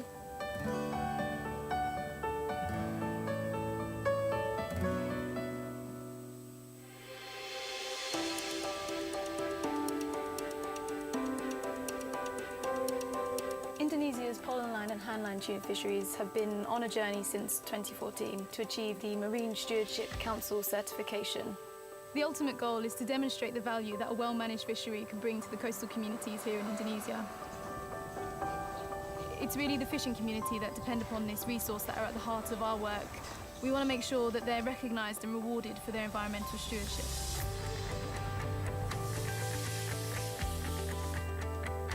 So there's a lot of work happening on the ground to meet the standards. We're collecting a lot of data from the observers program, from onboard cameras, from the vessel tracking systems, and we're also working hard with the Ministry of Marine Affairs and Fisheries. Collaboration has been key throughout this project. Everyone coming together and working towards the same goal, to see these fisheries get the market recognition they deserve.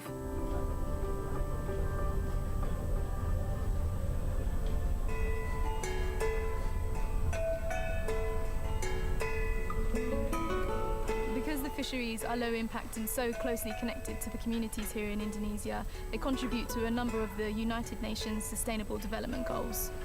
So by supporting them, responsible businesses around the world can demonstrate their commitment to the Sustainable Development Goals. For decades, we've been doing one-by-one fishing like this, and we want to ensure this will continue for our future generations. If you buy the one-by-one fish, then you be a part of the sustainable fisheries in Indonesia. You're actually supporting our fishery communities, especially our future generations.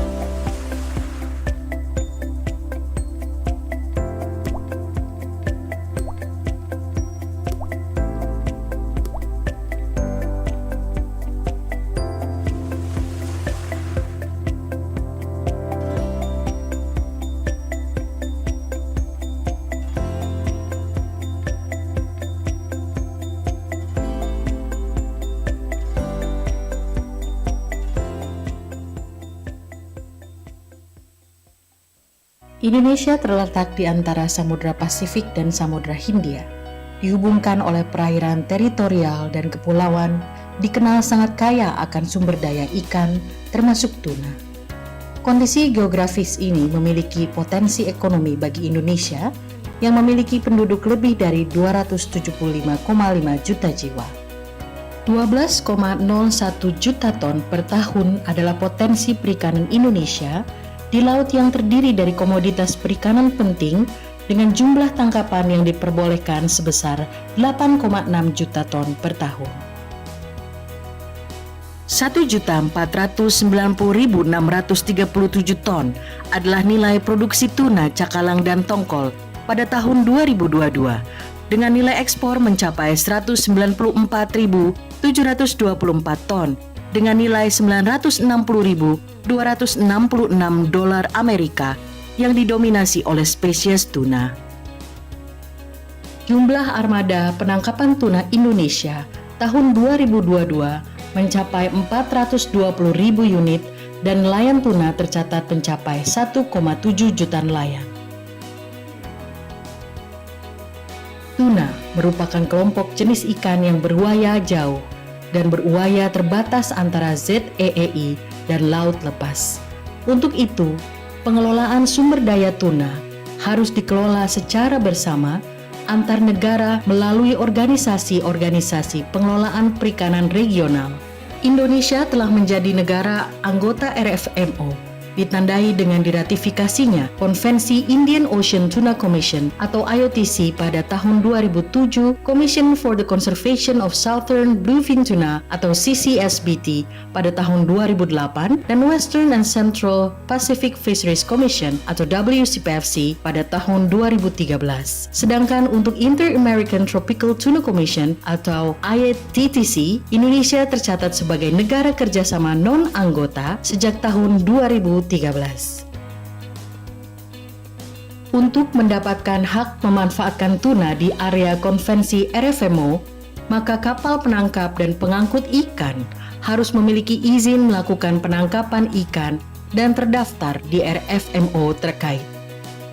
Dalam rangka menjaga keberlanjutan dan pemulihan status stok tuna dan spesies sejenis tuna, masing-masing RFMO mengatur tindakan pengendalian hasil tangkapan ikan berupa kuota dan catch limit. Dalam rangka mendukung pengelolaan sumber daya ikan tuna di RFMO, Indonesia melakukan beberapa upaya, antara lain dengan mempromosikan tata kelola perikanan tuna yang berkelanjutan dan bertanggung jawab melalui menerapkan PIT sebagai implementasi ekonomi biru di sektor kelautan dan perikanan, menyusun dan melaksanakan dokumen rencana pengelolaan perikanan, tuna cakalang dan tongkol atau RPP TCT sebagai upaya untuk menjamin keberlanjutan sumber daya tuna dan spesies sejenis tuna. Melaksanakan protokol atau tata kelola perikanan tuna berkelanjutan di wilayah perairan kepulauan melalui penyusunan harvest strategi yang telah ditandatangani oleh Bapak Menteri Kelautan dan Perikanan dan diluncurkan pada tanggal 9 Juni 2023 bertepatan dengan peringatan World Ocean Day. Melindungi daerah pemijahan dan pengasuhan atau spawning and nursery ground untuk perikanan tuna di WPPN RI 714, melakukan perbaikan data melalui pelaksanaan elektronik logbook, pemantauan di atas kapal perikanan atau observer on board, melakukan review metodologi estimasi hasil tangkapan di IOTC, serta aktif dalam kerjasama ilmiah di RFMO. Perbaikan data tersebut berguna sebagai dasar untuk pembagian alokasi kuota tuna yang lebih adil untuk Indonesia. Upaya dalam penguatan diplomasi Indonesia di tingkat regional melalui partisipasi aktif sebagai pimpinan sidang untuk beberapa komite dan kelompok kerja di RFMO dan melakukan sinergi dan koordinasi dengan kementerian dan lembaga, Komnas, Kajiskan, perguruan tinggi dan stakeholder terkait, serta negara-negara lain yang memiliki kepentingan bersama untuk memperkuat diplomasi Indonesia di tingkat regional. Dalam menyongsong pengelolaan perikanan tuna di masa depan, arah kebijakan tidak hanya mengutamakan produksi perikanan tangkap, akan tetapi juga mengedepankan peningkatan mutu produk, keterlibatan seluruh pemangku kepentingan dalam pelaksanaan pengelolaan perikanan tangkap yang berkelanjutan, perluasan pasar domestik dan internasional, serta inisiasi budidaya tuna.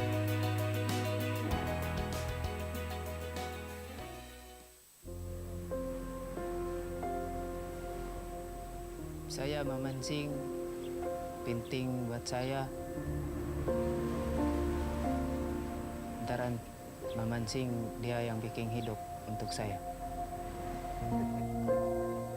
Bagi saya, karena ini suatu pekerjaan bagi saya dan hobi, memang sudah dari turun-temurun.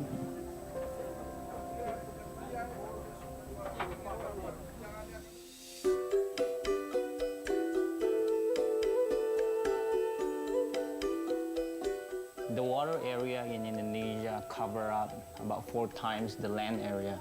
We even have a song about our ancestors are being fishermen. So we rely heavily in the fishery for our livelihoods.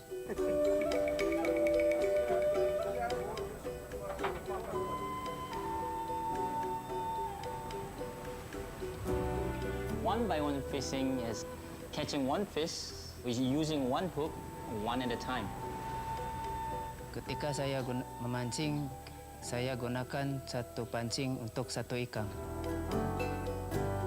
Untuk mancing satu persatu ini banyak keuntungannya. Satu hal, dalam kualitas ikan itu dia baik dan dia itu ramah lingkungan.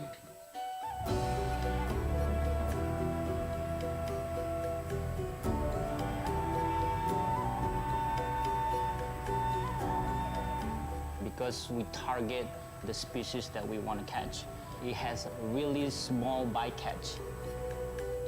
Cara tangkap ini yang paling ramah lingkungan dan dapat memberikan dampak positif terhadap perekonomian masyarakat dan keberlanjutan dari alam bawah laut kita.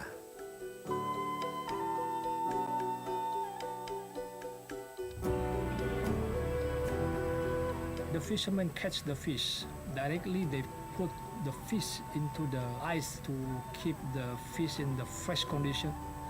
Within 1 or 2 days, they're gonna come back to the port, either freeze it or directly go to the canning factory.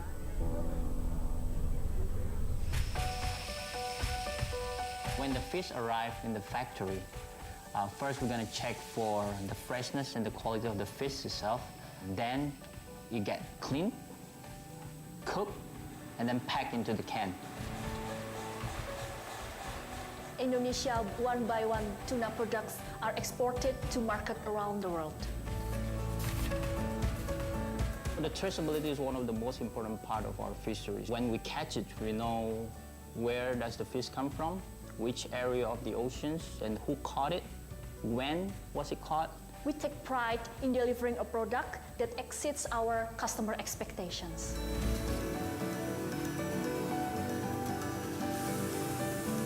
About 7 million of our Indonesian people are working directly in the fisheries and in aquaculture. Pekerjaan ini sangat membantu memberikan penghasilan yang stabil. Dengan bekerja di sini saya bisa membeli rumah dan bisa mencukupi kebutuhan keluarga. Saya sangat senang bekerja di sini karena rasa kekeluargaannya tinggi.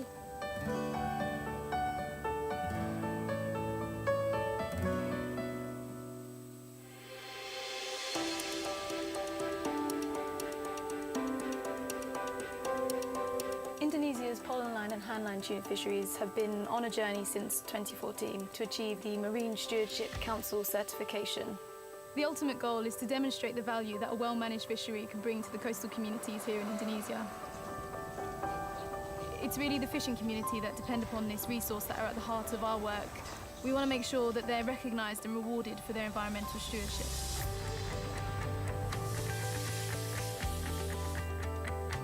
So there's a lot of work happening on the ground to meet the standards. We're collecting a lot of data from the observers program, from onboard cameras, from the vessel tracking systems, and we're also working hard with the Ministry of Marine Affairs and Fisheries. Collaboration has been key throughout this project. Everyone coming together and working towards the same goal, to see these fisheries get the market recognition they deserve.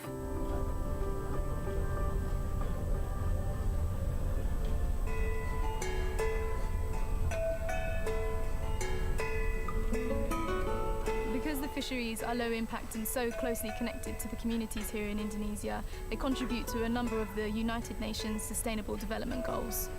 So by supporting them, responsible businesses around the world can demonstrate their commitment to the Sustainable Development Goals. For decades, we've been doing one-by-one fishing like this, and we want to ensure this will continue for our future generations. If you buy the one-by-one fish, then you be a part of the sustainable fisheries in Indonesia. You're actually supporting our fishery communities, especially our future generations.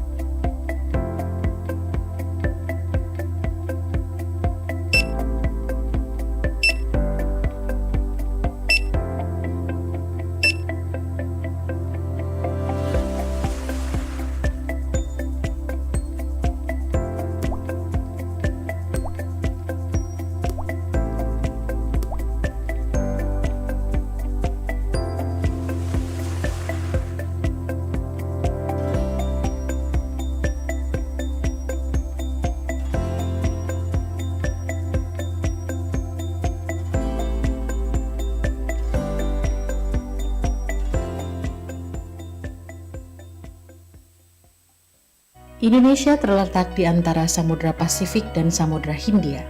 Dihubungkan oleh perairan teritorial dan kepulauan, dikenal sangat kaya akan sumber daya ikan, termasuk tuna. Kondisi geografis ini memiliki potensi ekonomi bagi Indonesia yang memiliki penduduk lebih dari 275,5 juta jiwa. 12,01 juta ton per tahun adalah potensi perikanan Indonesia di laut yang terdiri dari komoditas perikanan penting dengan jumlah tangkapan yang diperbolehkan sebesar 8,6 juta ton per tahun.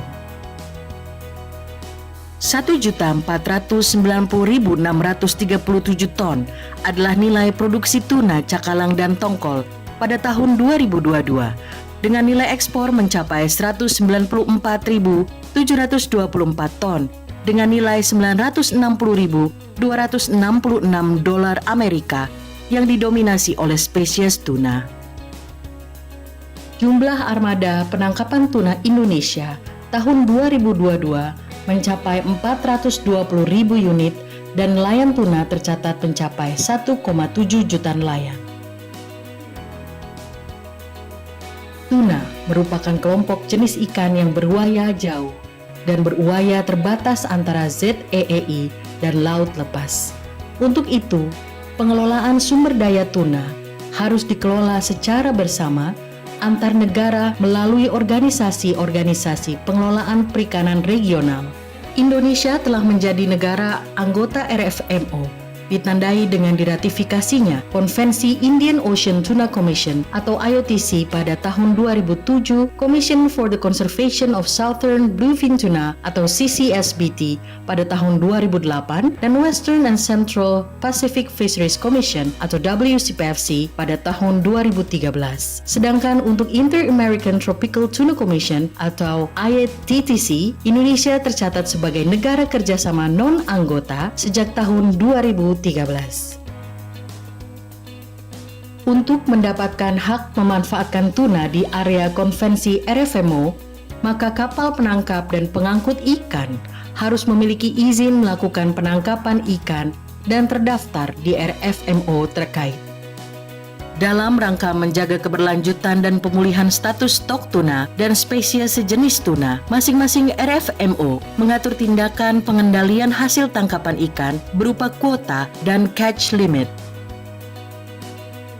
Dalam rangka mendukung pengelolaan sumber daya ikan tuna di RFMO, Indonesia melakukan beberapa upaya, antara lain dengan mempromosikan tata kelola perikanan tuna yang berkelanjutan dan bertanggung jawab melalui menerapkan PIT sebagai implementasi ekonomi biru di sektor kelautan dan perikanan, menyusun dan melaksanakan dokumen rencana pengelolaan perikanan, tuna, cakalang, dan tongkol atau RPP-TCT sebagai upaya untuk menjamin keberlanjutan sumber daya tuna dan spesies sejenis tuna. Melaksanakan protokol atau tata kelola perikanan tuna berkelanjutan di wilayah perairan kepulauan melalui penyusunan harvest strategi yang telah ditandatangani oleh Bapak Menteri Kelautan dan Perikanan dan diluncurkan pada tanggal 9 Juni 2023 bertepatan dengan peringatan World Ocean Day. Melindungi daerah pemijahan dan pengasuhan atau spawning and nursery ground untuk perikanan tuna di WPPN RI 714, melakukan perbaikan data melalui pelaksanaan elektronik logbook, pemantauan di atas kapal perikanan atau observer on board, melakukan review metodologi estimasi hasil tangkapan di IOTC, serta aktif dalam kerjasama ilmiah di RFMO. Perbaikan data tersebut berguna sebagai dasar untuk pembagian alokasi kuota tuna yang lebih adil untuk Indonesia. Upaya dalam penguatan diplomasi Indonesia di tingkat regional melalui partisipasi aktif sebagai pimpinan sidang untuk beberapa komite dan kelompok kerja di RFMO dan melakukan sinergi dan koordinasi dengan kementerian dan lembaga, Komnas, Kajiskan, perguruan tinggi dan stakeholder terkait, serta negara-negara lain yang memiliki kepentingan bersama untuk memperkuat diplomasi Indonesia di tingkat regional. Dalam menyongsong pengelolaan perikanan tuna di masa depan, arah kebijakan tidak hanya mengutamakan produksi perikanan tangkap, akan tetapi juga mengedepankan peningkatan mutu produk, keterlibatan seluruh pemangku kepentingan dalam pelaksanaan pengelolaan perikanan tangkap yang berkelanjutan, perluasan pasar domestik dan internasional, serta inisiasi budidaya tuna.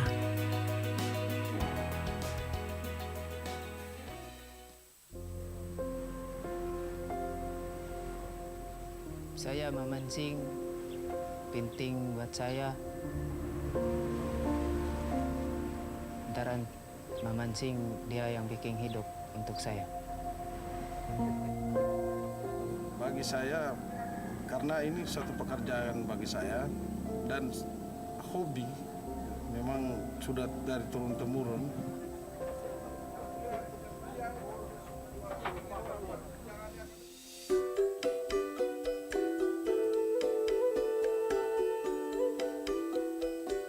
The water area in Indonesia cover up about 4 times the land area. We even have a song about our ancestors are being fishermen. So we rely heavily in the fishery for our livelihoods.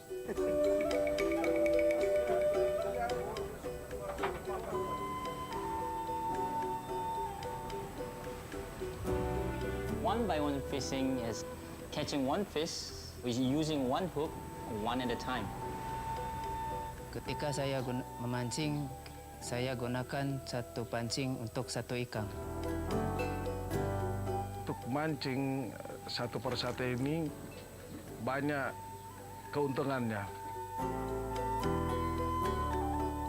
Satu hal, dalam kualitas ikan itu dia baik dan dia itu ramah lingkungan.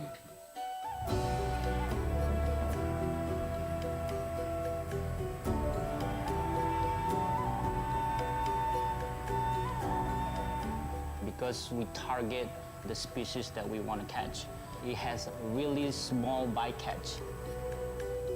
Cara tangkap ini yang paling ramah lingkungan dan dapat memberikan dampak positif terhadap perekonomian masyarakat dan keberlanjutan dari alam bawah laut kita.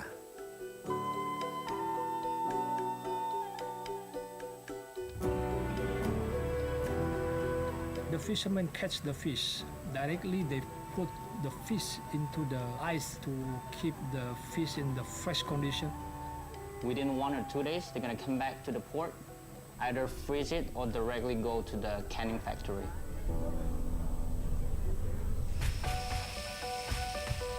When the fish arrive in the factory, first we're going to check for the freshness and the quality of the fish itself. Then you get cleaned, cooked, and then packed into the can.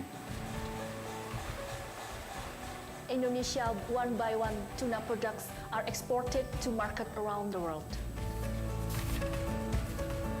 The traceability is one of the most important part of our fisheries. When we catch it, we know where does the fish come from, which area of the oceans, and who caught it, when was it caught. We take pride in delivering a product that exceeds our customer expectations.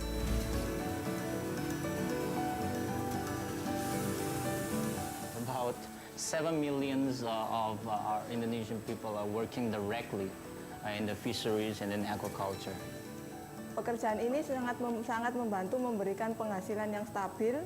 Dengan bekerja di sini saya bisa membeli rumah dan bisa mencukupi kebutuhan keluarga. Saya sangat senang bekerja di sini karena rasa kekeluargaannya tinggi.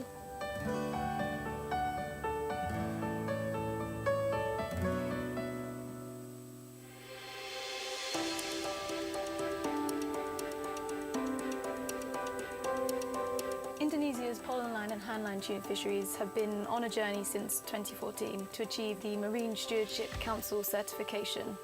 The ultimate goal is to demonstrate the value that a well-managed fishery can bring to the coastal communities here in Indonesia. It's really the fishing community that depend upon this resource that are at the heart of our work. We want to make sure that they're recognised and rewarded for their environmental stewardship.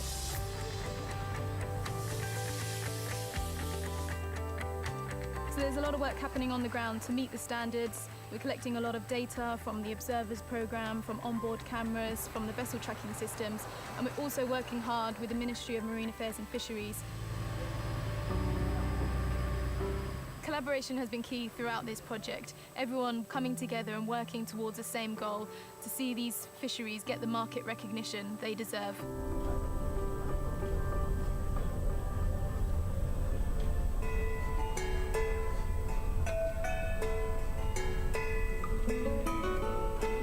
Fisheries are low impact and so closely connected to the communities here in Indonesia. They contribute to a number of the United Nations Sustainable Development Goals.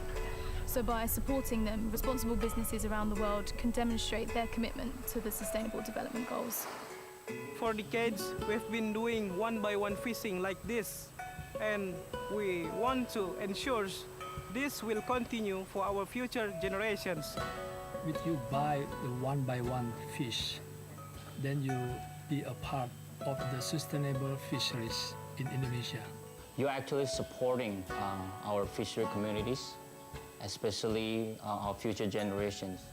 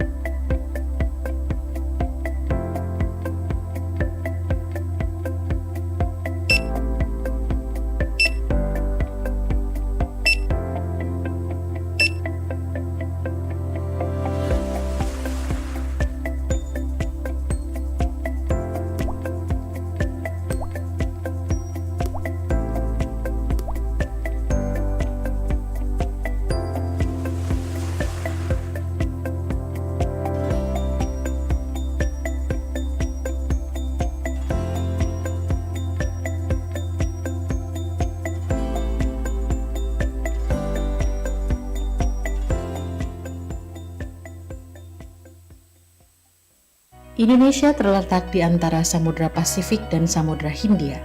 Dihubungkan oleh perairan teritorial dan kepulauan, dikenal sangat kaya akan sumber daya ikan, termasuk tuna. Kondisi geografis ini memiliki potensi ekonomi bagi Indonesia yang memiliki penduduk lebih dari 275,5 juta jiwa. 12,01 juta ton per tahun adalah potensi perikanan Indonesia di laut yang terdiri dari komoditas perikanan penting dengan jumlah tangkapan yang diperbolehkan sebesar 8,6 juta ton per tahun. 1.490.637 ton adalah nilai produksi tuna, cakalang, dan tongkol pada tahun 2022 dengan nilai ekspor mencapai 194.724 ton dengan nilai 960.266 dolar Amerika yang didominasi oleh spesies tuna. Jumlah armada penangkapan tuna Indonesia tahun 2022 mencapai 420.000 unit dan nelayan tuna tercatat mencapai 1,7 juta nelayan. Tuna merupakan kelompok jenis ikan yang beruaya jauh dan beruaya terbatas antara ZEEI dan laut lepas. Untuk itu, pengelolaan sumber daya tuna harus dikelola secara bersama antar negara melalui organisasi-organisasi pengelolaan perikanan regional. Indonesia telah menjadi negara anggota RFMO, ditandai dengan diratifikasinya Konvensi Indian Ocean Tuna Commission atau IOTC pada tahun 2007, Commission for the Conservation of Southern Bluefin Tuna atau CCSBT pada tahun 2008, dan Western and Central Pacific Fisheries Commission atau WCPFC pada tahun 2013. Sedangkan untuk Inter-American Tropical Tuna Commission atau IATTC, Indonesia tercatat sebagai negara kerjasama non-anggota sejak tahun 2013. Untuk mendapatkan hak memanfaatkan tuna di area konvensi RFMO, maka kapal penangkap dan pengangkut ikan harus memiliki izin melakukan penangkapan ikan dan terdaftar di RFMO terkait. Dalam rangka menjaga keberlanjutan dan pemulihan status stok tuna dan spesies sejenis tuna, masing-masing RFMO mengatur tindakan pengendalian hasil tangkapan ikan berupa kuota dan catch limit. Dalam rangka mendukung pengelolaan sumber daya ikan tuna di RFMO, Indonesia melakukan beberapa upaya, antara lain dengan mempromosikan tata kelola perikanan tuna yang berkelanjutan dan bertanggung jawab melalui menerapkan PIT sebagai implementasi ekonomi biru di sektor kelautan dan perikanan, menyusun dan melaksanakan dokumen rencana pengelolaan perikanan, tuna cakalang dan tongkol atau RPP TCT sebagai upaya untuk menjamin keberlanjutan sumber daya tuna dan spesies sejenis tuna. Melaksanakan protokol atau tata kelola perikanan tuna berkelanjutan di wilayah perairan kepulauan melalui penyusunan harvest strategi yang telah ditandatangani oleh Bapak Menteri Kelautan dan Perikanan dan diluncurkan pada tanggal 9 Juni 2023 bertepatan dengan peringatan World Ocean Day. Melindungi daerah pemijahan dan pengasuhan atau spawning and nursery ground untuk perikanan tuna di WPPN RI 714, melakukan perbaikan data melalui pelaksanaan elektronik logbook, pemantauan di atas kapal perikanan atau observer on board, melakukan review metodologi estimasi hasil tangkapan di IOTC, serta aktif dalam kerjasama ilmiah di RFMO. Perbaikan data tersebut berguna sebagai dasar untuk pembagian alokasi kuota tuna yang lebih adil untuk Indonesia. Upaya dalam penguatan diplomasi Indonesia di tingkat regional melalui partisipasi aktif sebagai pimpinan sidang untuk beberapa komite dan kelompok kerja di RFMO dan melakukan sinergi dan koordinasi dengan kementerian dan lembaga, Komnas, Kajiskan, perguruan tinggi dan stakeholder terkait, serta negara-negara lain yang memiliki kepentingan bersama untuk memperkuat diplomasi Indonesia di tingkat regional. Dalam menyongsong pengelolaan perikanan tuna di masa depan, arah kebijakan tidak hanya mengutamakan produksi perikanan tangkap, akan tetapi juga mengedepankan peningkatan mutu produk, keterlibatan seluruh pemangku kepentingan dalam pelaksanaan pengelolaan perikanan tangkap yang berkelanjutan, perluasan pasar domestik dan internasional, serta inisiasi budidaya tuna.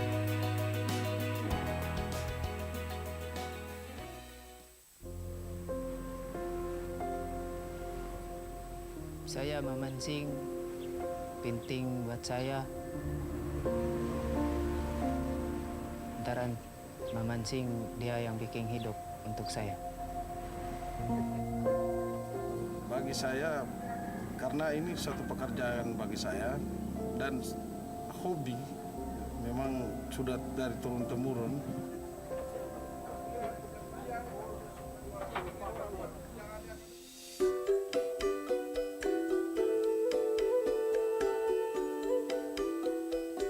The water area in Indonesia cover up about 4 times the land area. We even have a song about our ancestors are being fishermen. So we rely heavily in the fishery for our livelihoods.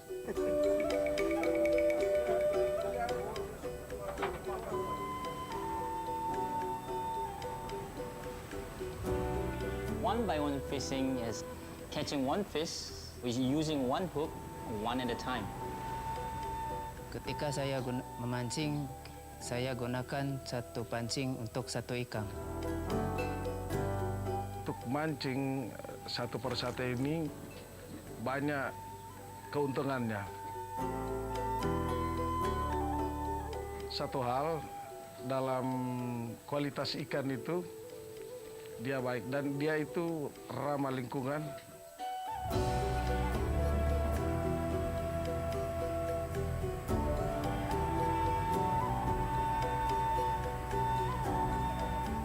Because we target the species that we want to catch. It has a really small bycatch. Cara tangkap ini yang paling ramah lingkungan dan dapat memberikan dampak positif terhadap perekonomian masyarakat dan keberlanjutan dari alam bawah laut kita.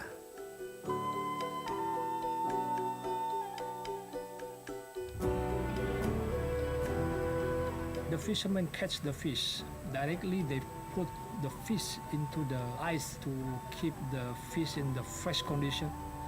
Within 1 or 2 days, they're gonna come back to the port, either freeze it or directly go to the canning factory.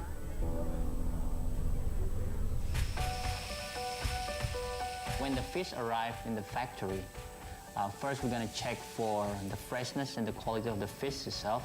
Then you get cleaned, cooked, and then packed into the can. Indonesia one by one tuna products are exported to market around the world. The traceability is one of the most important part of our fisheries. When we catch it, we know where does the fish come from, which area of the oceans, and who caught it, when was it caught. We take pride in delivering a product that exceeds our customer expectations.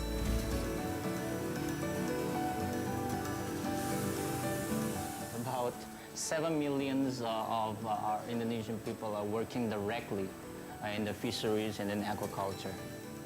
Pekerjaan ini sangat membantu memberikan penghasilan yang stabil. Dengan bekerja di sini saya bisa membeli rumah dan bisa mencukupi kebutuhan keluarga. Saya sangat senang bekerja di sini karena rasa kekeluargaannya tinggi.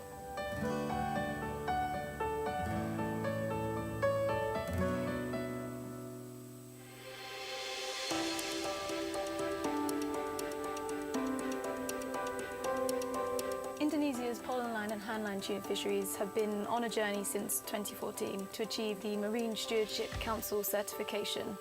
The ultimate goal is to demonstrate the value that a well-managed fishery can bring to the coastal communities here in Indonesia. It's really the fishing community that depend upon this resource that are at the heart of our work.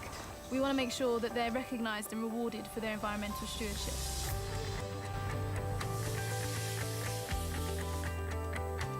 So there's a lot of work happening on the ground to meet the standards. We're collecting a lot of data from the observers program, from onboard cameras, from the vessel tracking systems, and we're also working hard with the Ministry of Marine Affairs and Fisheries. Collaboration has been key throughout this project. Everyone coming together and working towards the same goal, to see these fisheries get the market recognition they deserve.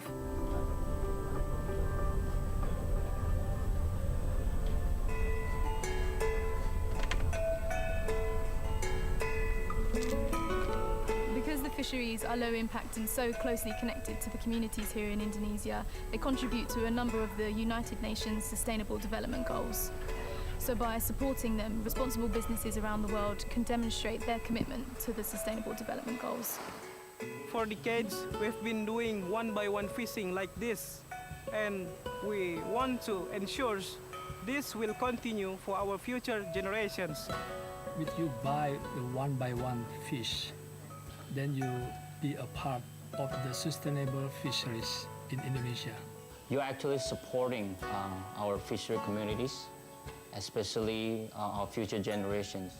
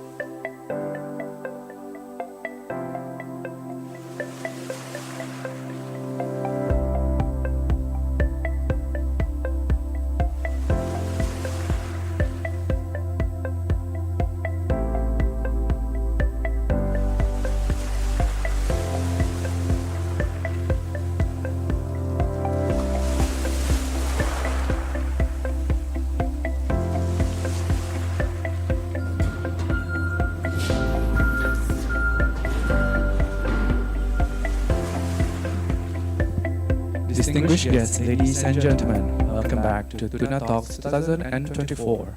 Before we start the second session, kind reminder to register your name and email for your Tuna Talks 2024 certificate purpose.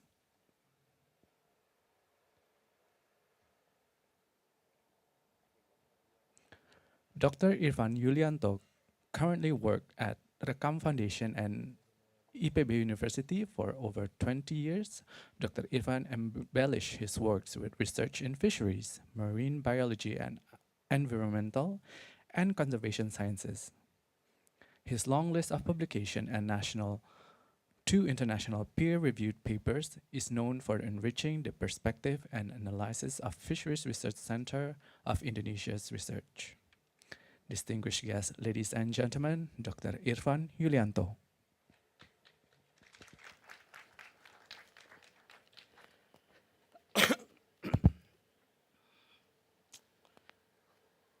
Okay, thank you, everyone. Good afternoon.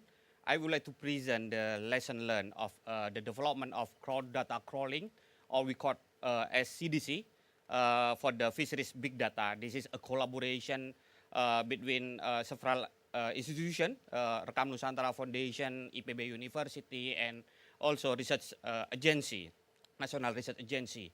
And then actually this is the second phase of my presentation, because in the last Tuna Talk, we did a presentation on design and trial of this CDC system for the fisheries big data.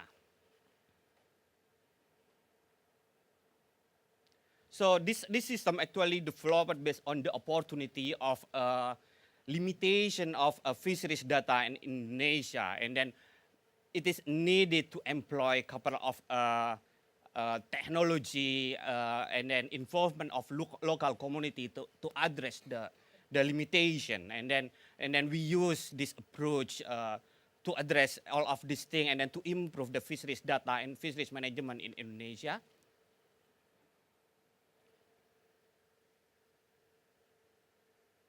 Okay, and then this is the approach and the methodology that we have presented in the last Tuna Talk. We use a marketplace, a website, and so on in a cloud, and then we collect all of the data set without any support from human, only the machine working and the program, and then collect the data, put in the machine, and then put the system, and then supervising all of data and put in the website. So based on the last time, we only provide the information related this design and also the trial. And now I'm presenting for the 10 months of data collection. And then this project is supported by Kedaireka from the Ministry of Higher Education. And then now we would like to present what have been done for the last 10 months, supported by this project. So during the 10 months, we collect the data, more than 6 million data set without any human support. The human only support for the checking the machine still on and so on. And then it's from the more than 16,000 product, more than 700 species, and then from the 172 ports and more than 60 cities. So the machine only running in Bogor, but it can be covered for Indonesian wide areas. And then this is the data set from 10 months. So the higher production coming from the Nizam Zaman, and then the lowest coming from the Lampulo from Aceh. So this is covered from nationwide and running in Bogor to collect the data from everywhere. And then this is showing you the different landing from couple of fishing port in Indonesia. And then this is from tuna only, from yellowfin, big eye, albacore, and skipjack. And this is showing you the difference of price between the fishing pots. You can see in Pondok Dadap about more than 50,000 per kilo, but in Lampulo it's just less than 10,000 per kilo. So the business sector can use this data to develop the business and priority area related how the business of tuna can be developed in Indonesia. And then this is a time series. So now the data collection until May 2024. And then this is the dynamic of the price tuna in Indonesia. You can see here July 2023 is they have the highest price of tuna, but in January 24 is the lowest price. So this can support whether the business development or also the fisheries management itself. And then based on the first phase of the CDC development in Indonesia, and then we would like to address another issue such as illegal wildlife trade in the internet, and also integrating the artificial intelligence and big data in a data collection. I will assist by my colleague from IPB University related how we use the artificial intelligence for the data collection. Pak Iqbal from IPB. So this is the interface that we have right now. So this is the Android system. We use handphone to identify the species from the Android system. We inject the artificial intelligence to the handphone, and maybe camera can go to the Pak Iqbal. And then we inject the artificial intelligence to the handphone, and handphone can identify what kind of species the fish, and then we can put manually at this stage the length of fish, and then going to the data set. This is the data set, the online data set, where the handphone from here can send directly the data set to here. Handphone never do, the human never do identification, but handphone doing the identification. Now Pak Iqbal doing a demo for this. So he capture the picture of the certain species and then put in the database. And later on, database automatically set up and update the data. So this is like less human effort, but can support all of the data collection, and then this can be improved the system of data collection into the fisheries management. So now we are developing this system, and then this how the artificial intelligence helping us to collect the data and also improve the fisheries management.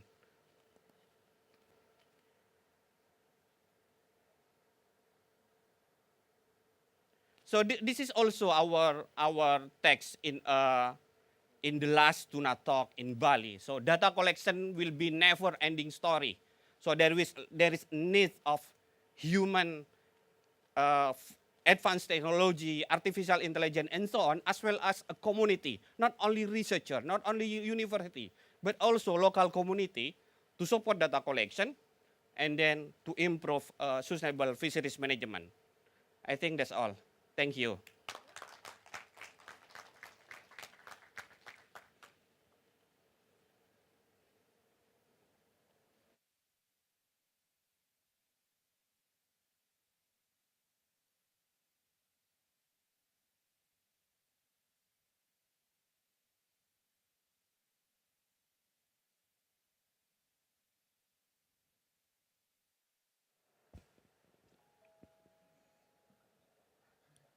Shannon Hardisty, a master degree holder from Rhodes University in South Africa, joined IPNLF in 2020 as a researcher for the social responsibility team, and in 2022, she is appointed as IPNLF Indonesia Strategy Manager. Distinguished guests, ladies and gentlemen, Shannon Hardisty. Hi everyone, my name is Shannon Hardisty and I'm the Social Responsibility Director for the International Pole and Line Foundation. I was also previously the Program Lead for Yayasan IPNLF Indonesia. And today I'll be talking to you a bit about socioeconomic indicators and looking at the costs and benefits within fisheries. So first I'll tell you a bit about IPNLF.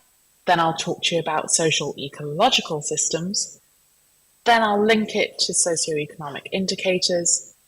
We'll talk a little bit about collecting socioeconomic data, and then I'll wrap up with some thoughts about how it can be used. I apologize if there's any background noise. I do have a cat that is causing chaos at this moment. So, who is IPNLF? We are an international charity that works with responsible fisheries around the world, particularly those that use one-by-one fishing gear. So that's pole and line, hand line, and troll. We have 2 long-term programs, one in Indonesia and one in the Maldives, but we also operate across 20 countries. Our overall mission and what brings us to work every day is working to empower responsible fisheries, giving back to both the ocean and the people that depend on them.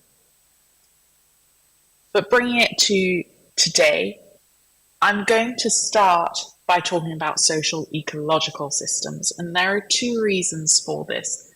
Firstly, I am a social ecological scientist, so this is giving you a bit of insight into my thought process and how I approach things, but also because I ultimately believe that fisheries is a socio-ecological system, because it has the fishers, the processes, the coastal communities that make up the social component, and then it has the ecological components that are the tuna fish themselves, in some cases the bait, and the general biodiversity that allows for tuna to exist. So there are 3 core concepts for understanding socio-ecological systems. The first one is that they are interdependent. So they both influence and are influenced by the social and the ecological components. So a brief example of this would be food costs in society. So we need food costs to be lower and lower, and there's competitiveness of bringing down the price of tuna. This means, though, that we need to have fishing methods that require less time and catch more fish. However, those methodologies tend to then catch juvenile fish and have higher levels of bycatch, which has a negative impact on the stock and the ecosystem as a whole. An example of the other way would be there are changes within the migratory patterns of tuna, partly due to climate change. And this means that fishers are either having to totally adapt when they fish. Maybe there's not as much fish available, and that then means that they have to look for alternative livelihoods. The next core concept of understanding socio-ecological systems is we need to look at what their resilience is. So how do they withstand and adapt to disturbances? And disturbances can be negative, so it could be climate change, probably something a bit shorter term than climate change, or it can be something positive. So for example, the harvest strategy of the archipelagic waters. That is going to cause a disturbance in how society and how people interact with the Indonesian stocks. How these stocks then change, what are these impacts on people's livelihoods, this all adds up to the resilience of the system. So resilience in itself can be a good thing and a bad thing. Then a core way of understanding how to manage socio-ecological systems is we need to adopt flexible management approaches that recognize how dynamic these systems are. They are in constant change.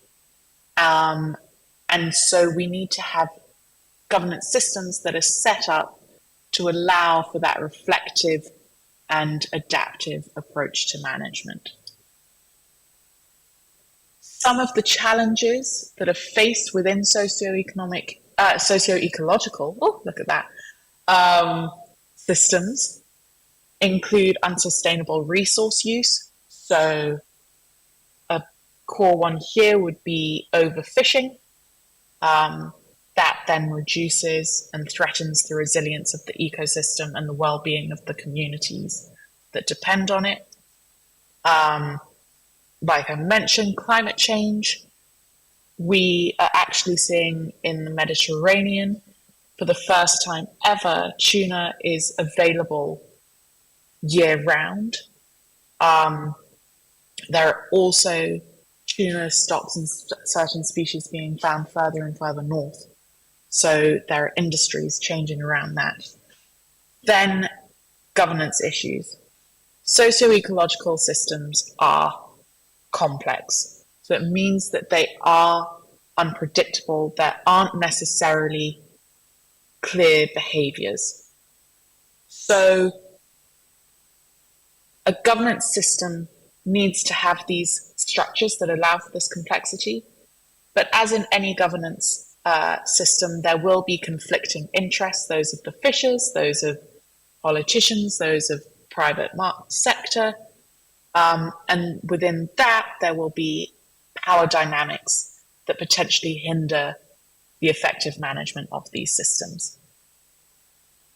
However, there are opportunities. So if we embrace adaptive governance, this allows for a new approach that embraces the positive changes and can actually further enhance them, both environmental and social.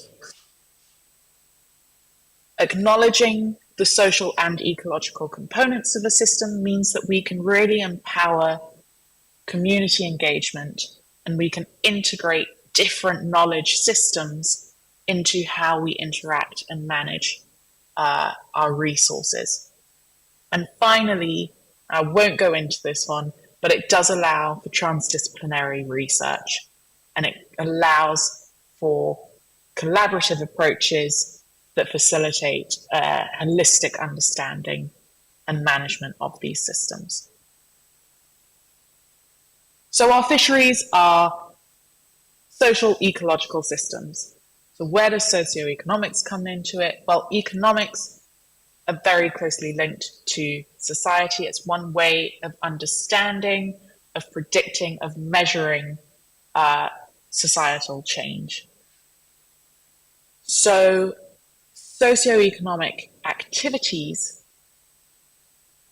will influence how we engage with our environment, but also it allows us to have some core measurements.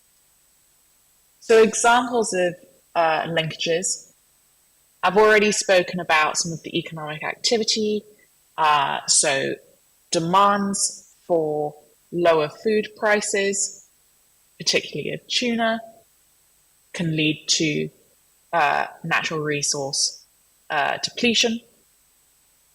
But then you have other linkages like income inequality and resource access. So if you have limited access to a resource, this will negatively impact your income. But equally, if there is income inequality, then certain voices are prioritized over others. And so we need to empower and make sure that everyone is able to access the forums where we discuss management. Otherwise, it can lead to greater tensions and greater degradation. Finally, the sustainable management of natural resources supports livelihoods, it supports food security and general community well-being. And all of these things can be reflected with socioeconomic indicators. There are lots of different ways and approaches to collect socioeconomic data, and it really depends on what the expected outcomes are, what are the questions, and what is the purpose of the research.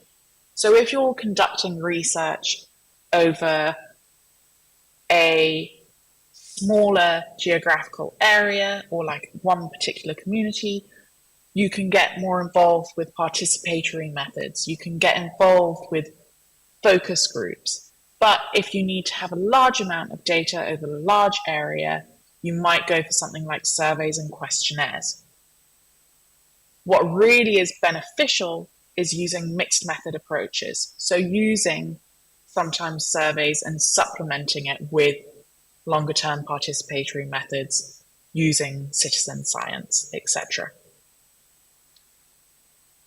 Some of the limitations, socioeconomic indicators don't always capture the full complexity of societal well-being, and it might neglect aspects like environmental sustainability, like cultural heritage, like social cohesion, unless it is explicitly included within the selected indicators.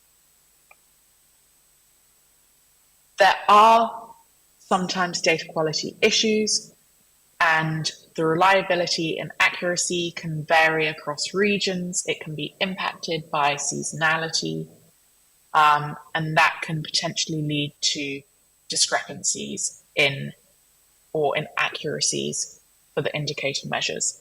So really at the core of it is your sampling strategy and understanding your system when you are designing your indicators.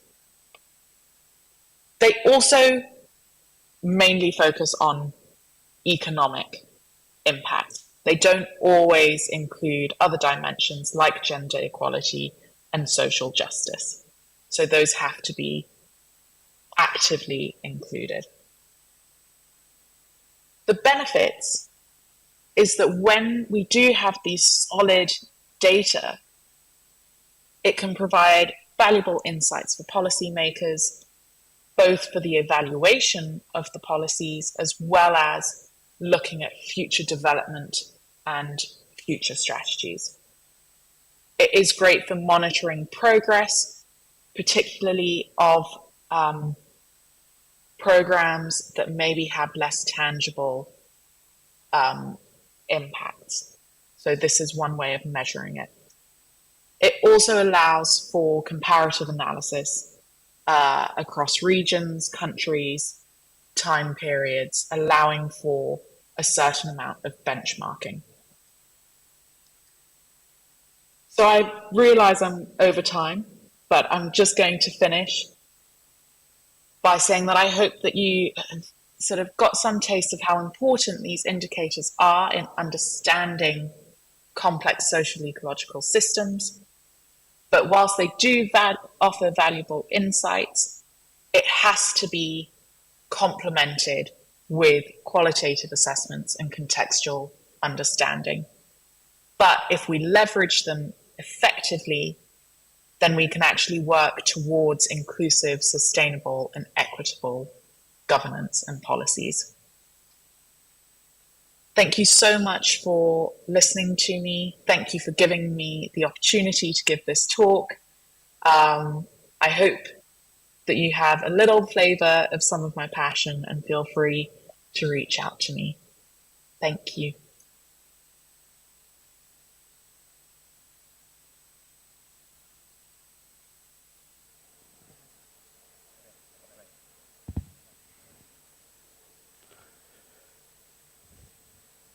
Sven Leckenhorn is a marine ecologist with a doctorate degree from Bremen University, Germany, specializing in environmental and socioeconomic impact of seaweed farming on seagrass ecosystem and associated fisheries.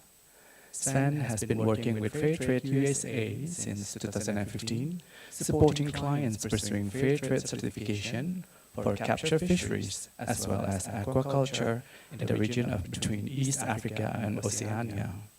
Distinguished guests, ladies and gentlemen, Sven Leckenhorn.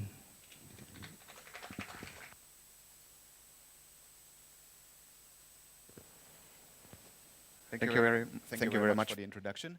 My name is Sven. I'm the only foreigner here in the room, but I don't feel like a foreigner really. I've been in Indonesia, Makassar to be precise, for more than 20 years.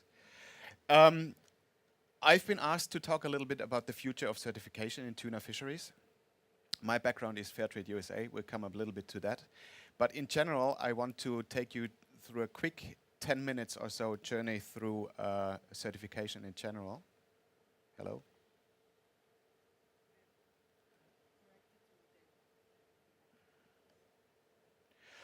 So, first question I would like to dig a little bit into is, why is certification important? What does it actually mean? And in the context of that current meaning, are we missing something in the certification world? And then potentially, from where we are right now and from what we heard before, what could this future look like? What will it look like?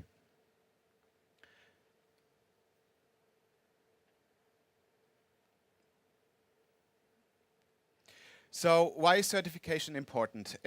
Certification, in the context I'm using it here, is a level of verification of claims.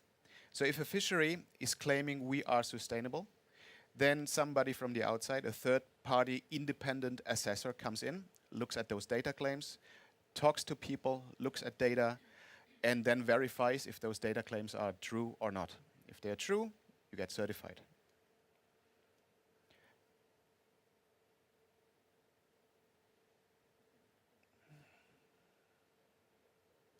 So conventional certification typically covers, in the tuna world, conventionally covers stock management, general impact on the environment, protected species, ETP species, traceability, all those things.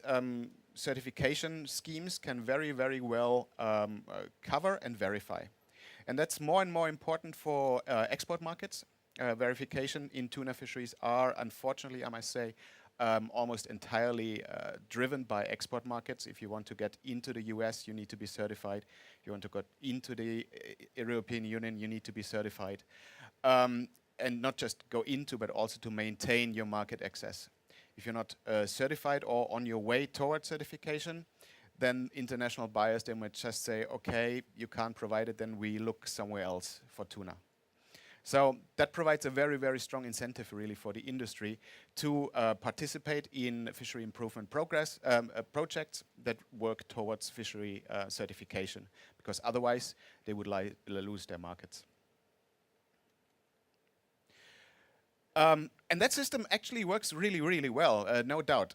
Some exceptions in larger scale fisheries, there's always a little bit of black sheep, but in general it works really, really well. But if we think and talk about sustainability, are we missing something in the picture? And the presentation so far, almost all of them mentioned people, communities all the time. And if you look at that picture, that particular picture here, we have maybe 6, 7 vessels and a lot of fishermen. And that particular day, there might be less fish landed than people in the picture. So that's how important people are actually in the fishery. That's in Buru, I believe.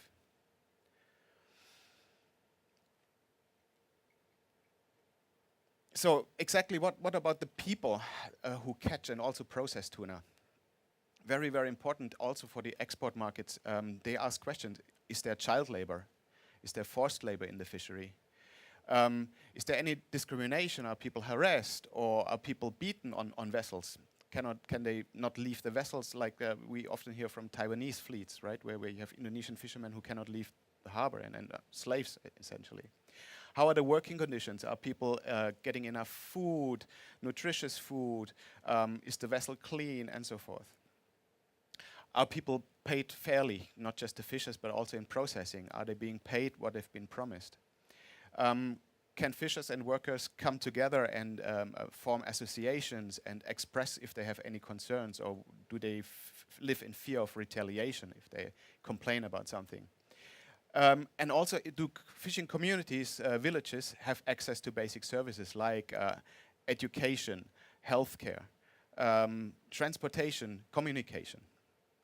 So all those are very, very important questions, and Shannon touched on that already. We cannot, in my opinion, just look at certification and say fish stock is fine, governance is fine, so the fishery is sustainable, because you completely forget about the fishers and the workers.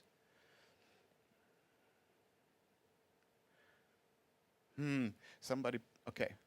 So partially, all those different issues are covered already. We have covered environmental sustainability very well. In processing factories, there's audits from buyers. They're looking into social issues. There's independent third-party social audits for processing plants. For on the water, not so much for small-scale fishes, but for larger vessels, there is self-declaration schemes and also social audits. But nothing really that, only one that I can think of, that really pulls it all together into one certification scheme, and that is fair trade. What we provide is a stepwise approach, so it starts with low requirements and the requirements increase over time. Stepwise approach to human rights and working conditions, so we monitor this and verify that the working conditions are good for people. Also, we have an environmental aspect in our program where over time fishers learn how fishery science works, and they develop an environmental stewardship and also a practical approach to the data collection. We have traceability built into our standard, and also probably the biggest one and the most important one, Ibu Chess has talked about, is the community empowerment. For all standards, be it MSC or in forest, Rainforest Alliance or UTC or whatever the standard is, all standards like logos. Our logo is here on the top right in the slide. That's the slide. That's the logo we use on our products. And if buyers in the US or Europe see that logo, they know what it means, and they are ready to pay just a little bit more, because they know that money eventually will go back to those fishing communities and help in their development. Fairtrade also provides a unique opportunity to turn the whole thing around. I mentioned before, certification right now, it's a buyer demand. Buyers in the US and in Europe, they tell their suppliers, we need Fairtrade. If you don't have Fairtrade, you're out. So it's top down. Outside tells Indonesia what to do. And the Fairtrade approach with the empowerment of people has the opportunity to really turn it around. So more voice is given to fishers, and the fishers have more say in the whole supply chain.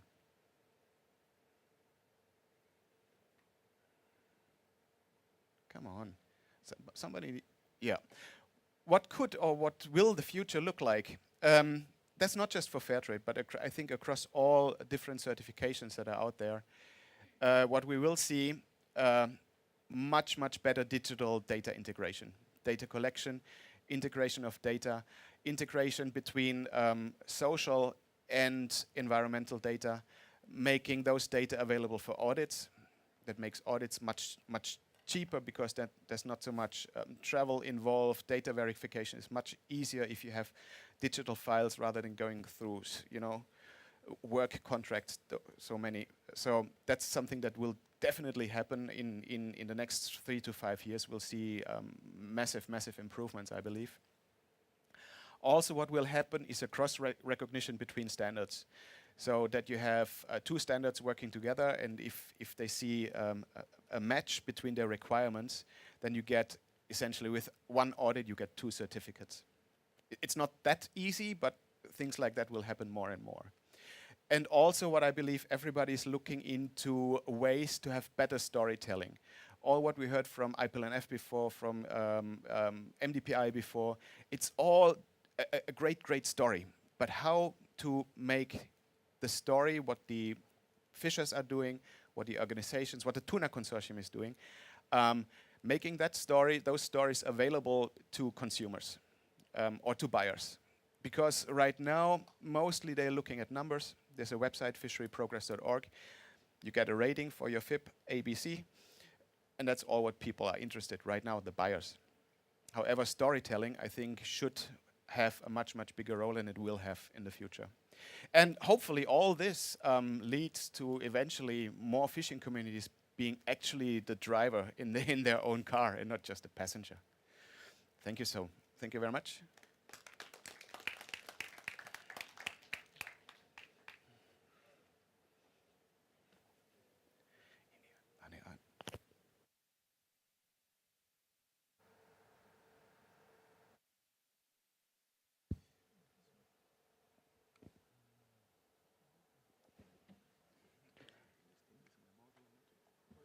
Entering the segment 3 of Tuna Talks 2024, Glaudi Perdana Harja has demonstrated dedication to achieving expertise as prominent figure of organization in conservation science and management in Indonesia and the Asia Pacific over a span of 2 decades. He led the development of new initiative in small-scale fisheries management to include the application of territorial use of right for fisheries. Distinguished guests, ladies and gentlemen, Glaudi Perdana Harja.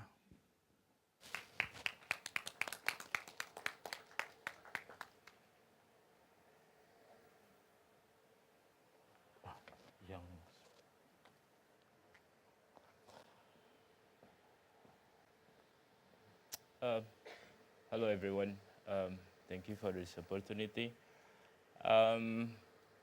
Today, I'm not going to tell you how to do fisheries data collections and monitoring, but this is really our experience for the past 10 years since the initiations of the Fisheries Conservation Program in Yayasan Konservasi Alam Nusantara.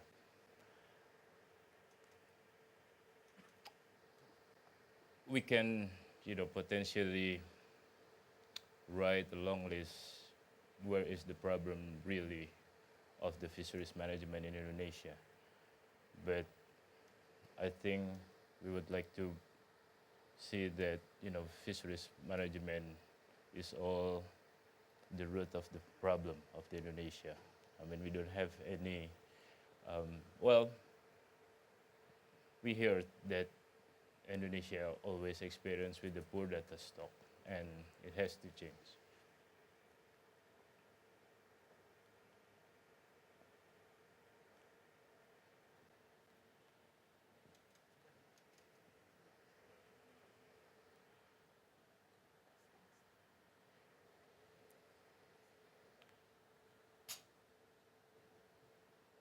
Whoops.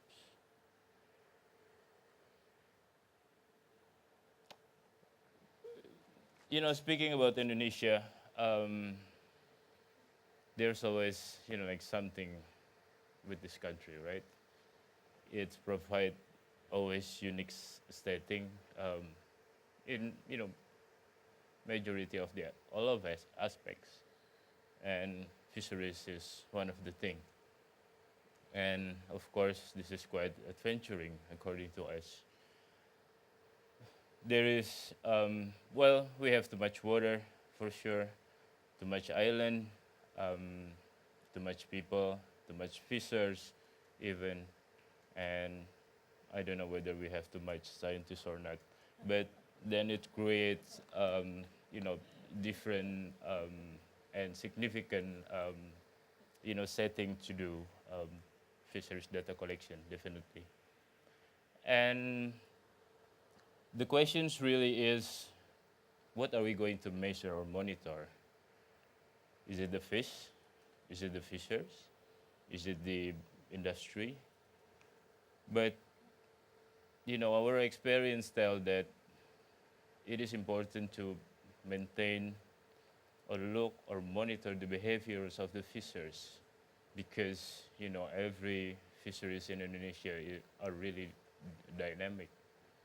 That fishers can travel like 2,000 kilometers just to get a fish, and then they can change the operations within a week to see if there's any more productive fisheries management areas. And we need also to consider that the best information of fisheries data collection lies within the fishers alone and also the industries. So involving them in the process is the key to success. Oops.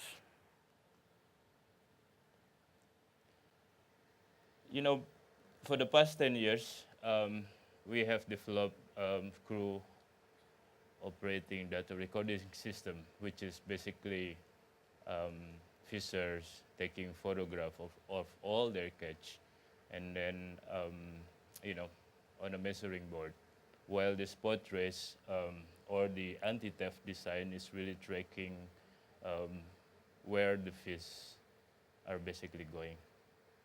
So, for the past 10 years, we have, working with over 10,000 fishers across Indonesian waters. We investigated more than 15,000 of, fish landing, both informal and also officials, and we produced like over 6 million, fish photo specimens. And well, there's a pros and cons definitely of this approach. Some like it, some detest it, some using it. But to us, this data collections helps a little bit to better decision-making process over effective fisheries management. And Harvard strategy is probably one of the real example of this. My apologies for the typos.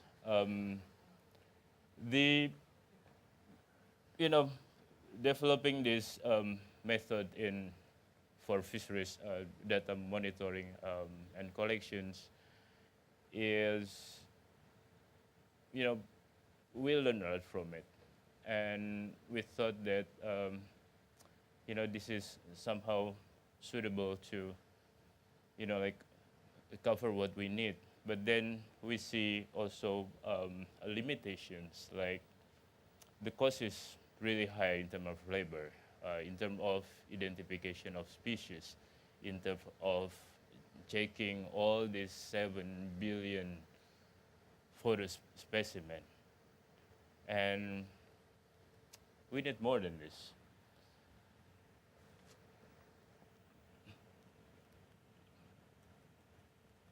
Sorry. I always, recall what my, advisor, Dr. Peter Maus, he always tell that we don't really need the money to, solve the Indonesia fisheries management issues. What we need is innovations and technology. And this is something that we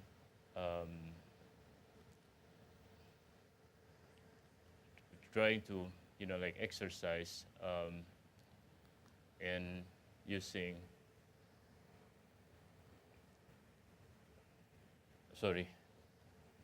artificial intelligence. This, we, developed what we call Fish Face back in 2017. We received a grant from, Google Foundations of Australia at that time, and look at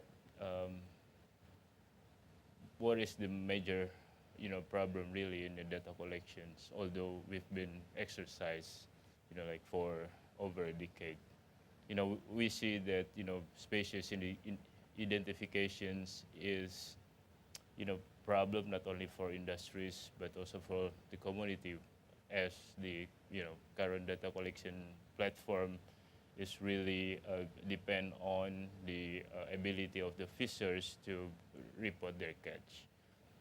And this is of course not the problem of Indonesia alone. This is also the global problem. And we see the opportunity by basically introducing artificial intelligence into the system to really not only record the species but also try to identify. So the method is really simple. Fishers taking photograph. This photograph then be used to also train the machine, and again and again and again until the accuracy is reaching or close to 100%.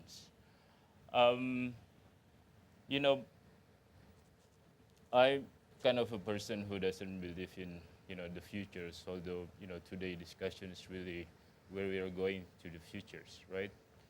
But then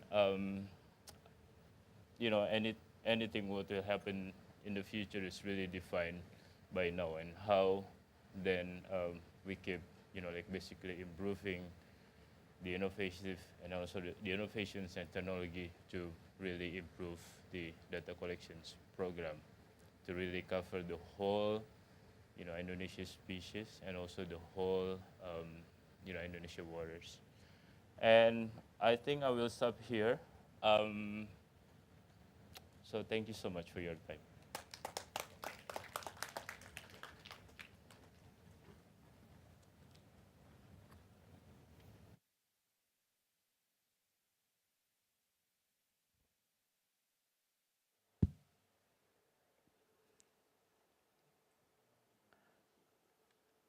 Dr. Rina Yanwar is head lecturer of Politeknik Ahli Usaha Perikanan Jakarta. Her extensive experience includes lead lecturers, research, and publication in fisheries since 2003 until now. Dr. Rina Yanwar is a 3 times awardee of Satya Lencana from the President of the Republic of Indonesia and 1-time recognition from the Governor of West Java. Distinguished guests, ladies and gentlemen, Dr. Rina Yanwar.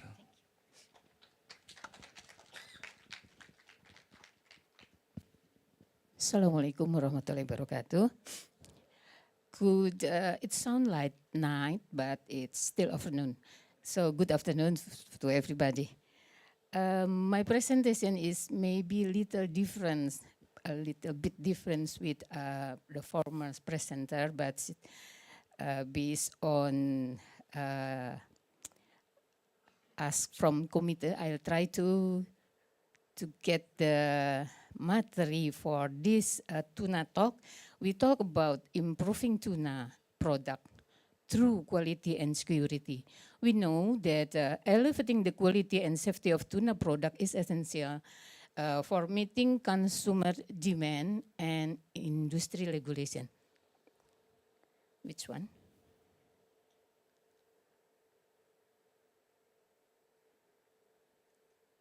Why quality in tuna product is important? Because we have to meet with consumer satisfaction. High quality tuna will lead to positive brand reputation. Brand reputation is become a consumer trust. And then we have to comply with regulatory to maintaining the quality standard is crucial for meeting the food safety regulation and industry certification. And the last is competitive aids. Offering superior tuna product can drive sales growth.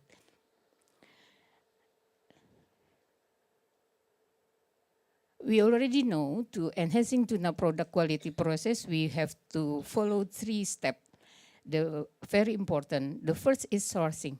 We have to carefully selecting high quality tuna supplier and strict to standard, and then processing. After that, we have to utilizing advanced packaging technique to get tuna still fresh and extend shelf life. But after we all do that, almost industry in Indonesia do that process, but we still, based on the data,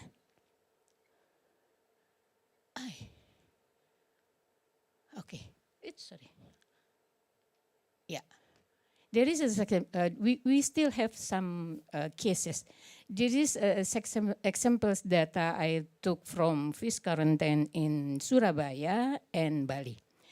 In Surabaya, we export the tuna by container from fishing port, but from Bali, we export tuna by plane in Ngurah Rai. At 2023, we have 1 case re-import from out of 130, it's about 0.7%, because uncompliant product specification and then quality product is not mixed with the buyer. Damaged container in transit port. It's for the frozen yellowfin tuna, frozen yellowfin tuna ground meat, yellowfin tuna pack, and frozen albacore tuna. In 2022 in Surabaya too, we have 6 cases re-import from 111 111 export because of unsuitable size, uncompliant product specification, mismatch with buyer specification. The very interesting is in Bali because they export the fresh tuna from 2019 to 2023. It's only 5 cases out of 727, almost 0.0025%.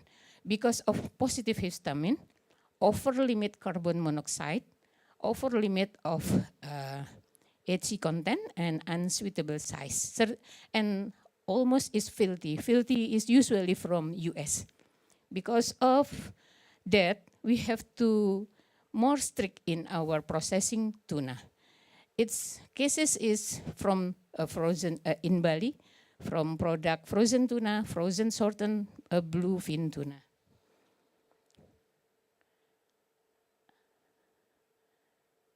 So what we have to do already knows everybody. We have to use HACCP compliance. It's not only HACCP, it's sometimes depend on the industry, ISO, GMP, SSOP, and the protocol is used to identify and mitigate food safety risk. And then sanitation protocol.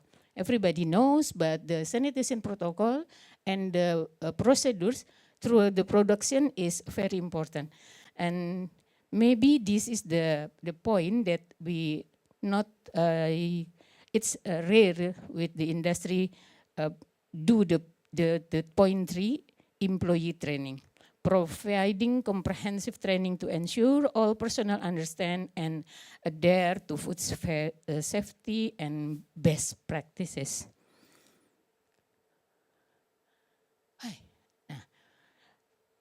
The second is traceability and supply chain security. We have to give the intention very much for this, because the traceability is must in every product when we want to export to out of Indonesia. What we can do, we have to get the lot tracking, implementing robust lot tracking to enable rapid identification if there is any potential unsafe product. And then we already do for several industry supplier audit, that the supplier should be conducting regular audit of suppliers to verify their compliance with quality and food safety standard. And then the tamper evidence packing, utilizing tamper evidence packing to ensure the integrity of tuna product. The third is to leverage the technology for tuna quality assurance. Now with the artificial intelligence, with already the former speaker explained, we can use data, sensor technology, and traceability system to leverage our technology for tuna quality assurance. And then regulating compliant in industry standard. FDA, if you want to export to US, so we have to follow the FDA regulation. From European Union, they need more strict standard from sea to the fork now, not only from sea to plate, but now from sea to the fork. It's more strict than before. And then certification, former presenter already said, MIC or another certification, it will be advantage for the industry and compliant with global food safety initiative standard for comprehensive food safety and management. And then the last is This is the important collaboration and partnership. Collaboration with government agency, industry stakeholder, NGO. Work closely with government agency, industry association, and NGO to share best practice and advocate for a policy that promote the quality and security of tuna product. And then the last is conclusion and takeaway. Yeah, we focus for quality, food safety, and technology integration to make the tuna quality is better and can accept in any buyers. It's almost 10 minutes. The last is terima kasih. Assalamualaikum warahmatullahi wabarakatuh.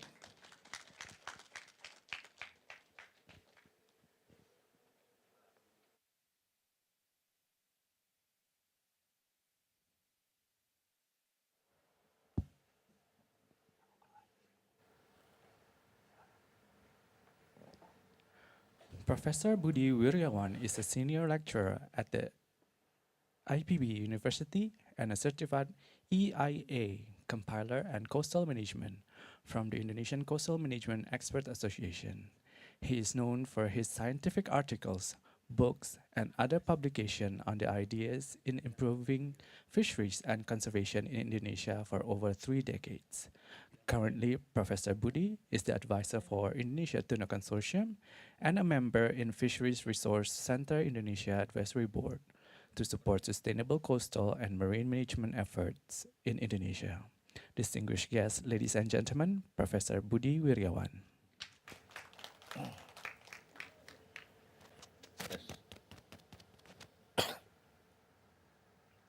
Assalamualaikum warahmatullahi wabarakatuh. Good afternoon, ladies and gentlemen. My brief talk this afternoon will be in the management action of tuna harvest strategy related to the seasonal and spatial closure. So the next slide is talking about Indonesian archipelagic waters.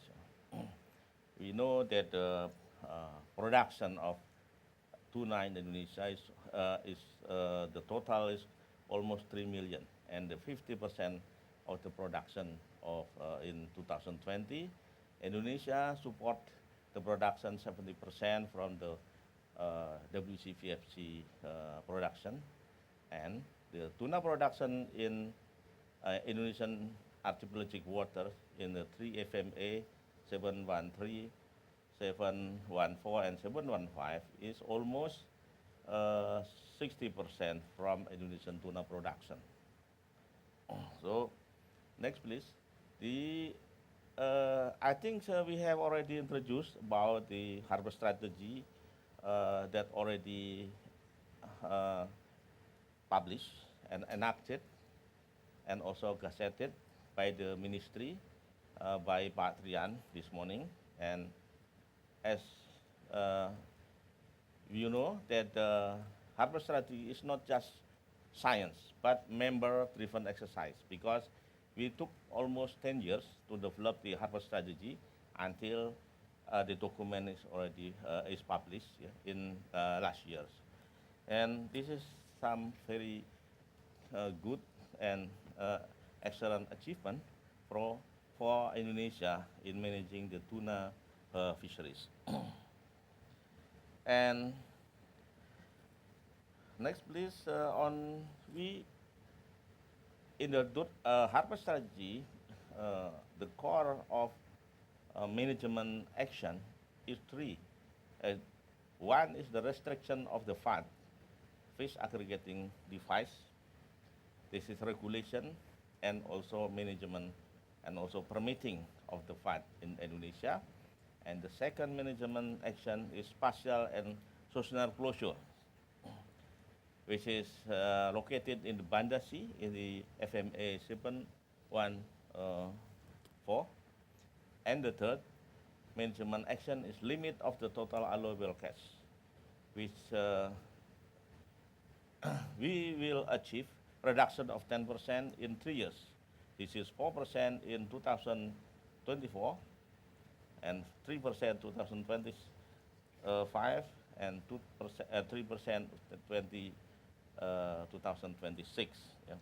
This is also related to the current policy for Indonesian fisheries in having the so-called PIT or perikanan terukur, yeah. Or actually this is like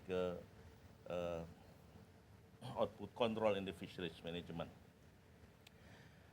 This is the Bandasi, and this is the location of seasonal and spatial closure. Yeah. And it is active, the closure, from October, November, and December every year. And also already appreciated by the WCPFC, yeah, on our effort in managing the tuna fisheries. The next, please. In the Bandasi, actually, is already historically is a favorite fishing ground. I think when we see that the Japanese fishing boat is entering the Bandasi in 1960 until 1980, and then currently also still a favorite posting ground for the handline fisheries in the Bandasi. Why this one is so important fishing ground in Bandasi?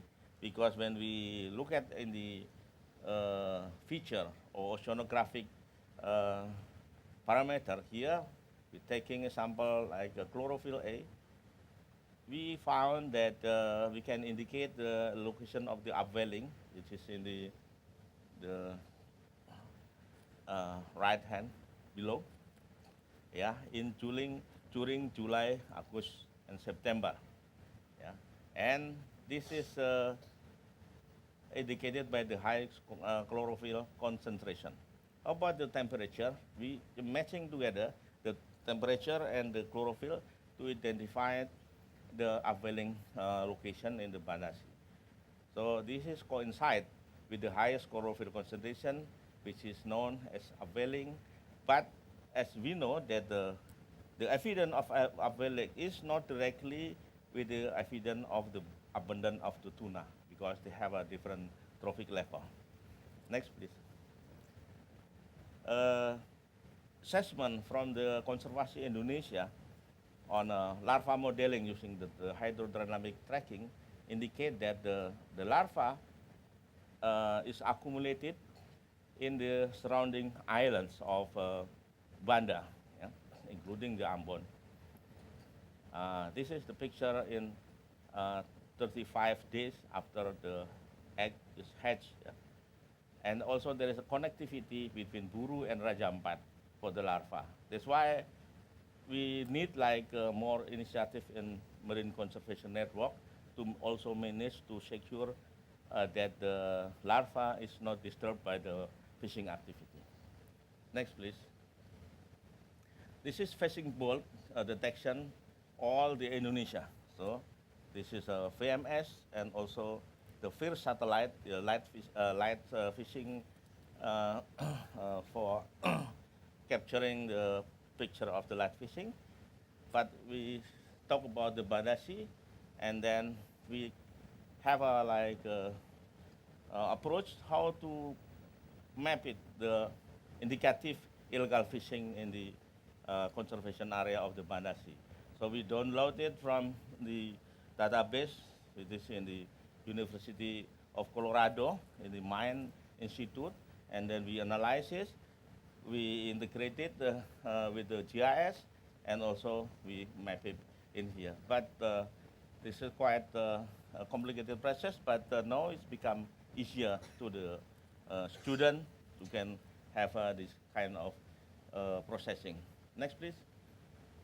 Yeah, maybe this one is too small, yeah, but from this technology, remote sensing technology, and matching with the VMS data from the Ministry of Marine Affairs and Fisheries, we can differentiate where is the fishing ground of the fishing stick health depend for squid jigging, persik percent, pelagic percent with one boat, and also long line, and also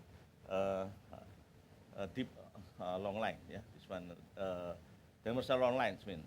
But we can see here in the Banda Sea, actually, this is only percent and also long line. Yeah. That's why maybe the next please. The incident of illegal fishing here is not maximum. I think because there is another fishing that also fish in the daylight. Yeah. This one is fishing in the night. Yeah. But we see here in the August, September, October, there is a lot of potential illegal fishing in 2023. Yeah. So increasing 2021, 20, and until 2023. Yeah. This is the section, and then this is the next please, yeah, and then we will see one more. Yeah, I think this one. Yeah, because we have a closing system, in October, November, December, but the wisdom is in October of a boat that already inside the conservation area. So next please.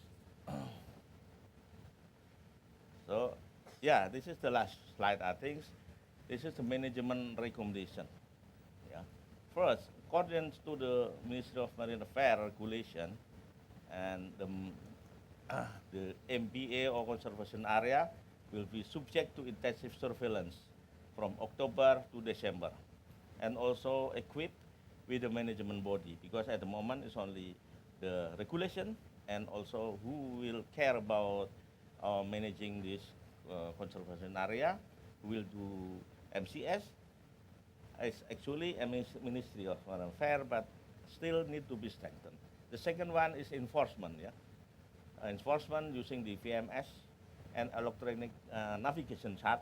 So we have to invest in the electronic chart, this boundary in the Navy, yeah, Pusat Hydrographic Institute from the Navy, and then the Navy will be submitted or apply to the IMO, International Maritime Organization, to be in the digital map. Yeah, so everybody can see this is the conservation area during the month of October, November, and December. And the fourth recommendation is management action need to synergize with actual fishing condition. So we have the first management action is regulating and managing the FAD, and this one, the area should be synchronized together for the FAD management. Further assessment is needed also, yeah, for the baseline, so we can measure what is the success of implementation of the harvest strategy. So we starting from the now, and then what is after 3 years in the implementation of harvest strategy should be reduced in the illegal fishing in the conservation area, and also need the harmonization or strengthen collaboration between the provincial authority and the Ministry of Marine Affairs and Fisheries, yeah, because most of the fishing boat is managed by the local government, yeah, and also mixed together with the industry vessel that managed by the Ministry of Marine Affairs and Fisheries. I think this is all. Thank you very much for your kind of attention. Assalamualaikum warahmatullahi wabarakatuh.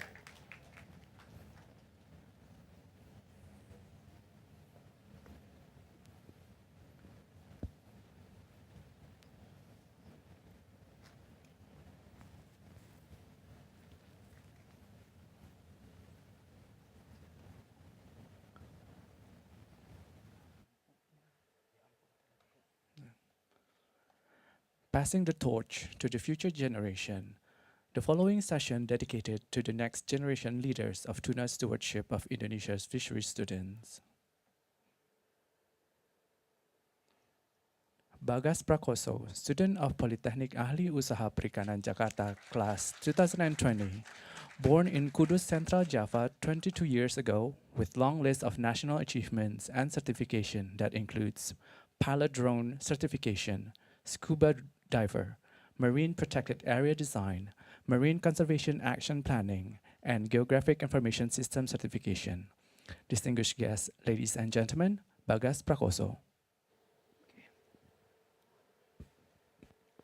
Check. Okay. Assalamualaikum warahmatullahi wabarakatuh.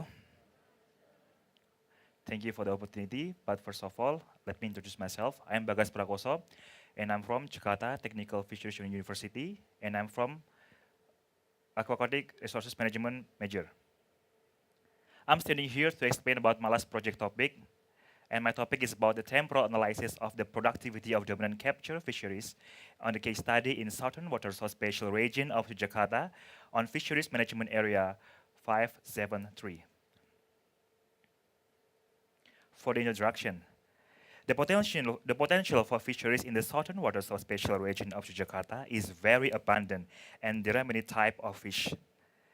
This research focuses on the two dominant capture fisheries, which mean yellowfin tuna and skipjack tuna. The chlorophyll A is one of the most important types of pigments, and it's commonly found in organisms that live in water. This pigment plays a role that of the photosynthesis process of converting light energy into a chemical energy, and found in all green leafy plants, including phytoplankton. Sea surface temperature influence internal and external factor of pelagic fish, including fish abundance, growth metabolism, and the seasonal cycle of fish. In this study, the productivity of dominant capture fisheries was used as dependent variable, and chlorophyll A, sea surface temperature as an independent variable.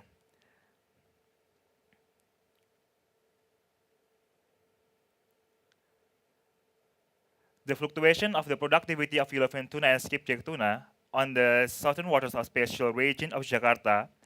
Skipjack tuna is a type of fish that has the highest productivity fisheries among other dominant catch fisheries in the southern waters of special region of Jakarta, with an average value of 410.803 kilograms per trip. The high productivity rate of skipjack tuna is influenced by many factors such as the abundance of chlorophyll A, sea surface temperature, and currents. Meanwhile, for the yellowfin tuna, from data from 2014 until 2023, the average productivity of yellowfin tuna is 192.974 kilograms per trip.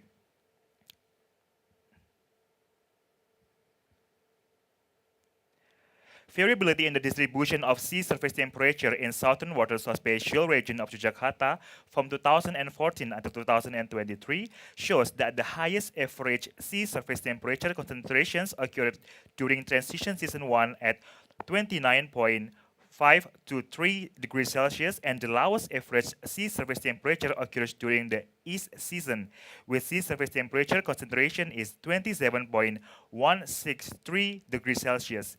Meanwhile, the average sea surface temperature in west season is 29.486 degrees Celsius, and the average sea surface temperature in the transition season 2 is 27.415 degrees Celsius.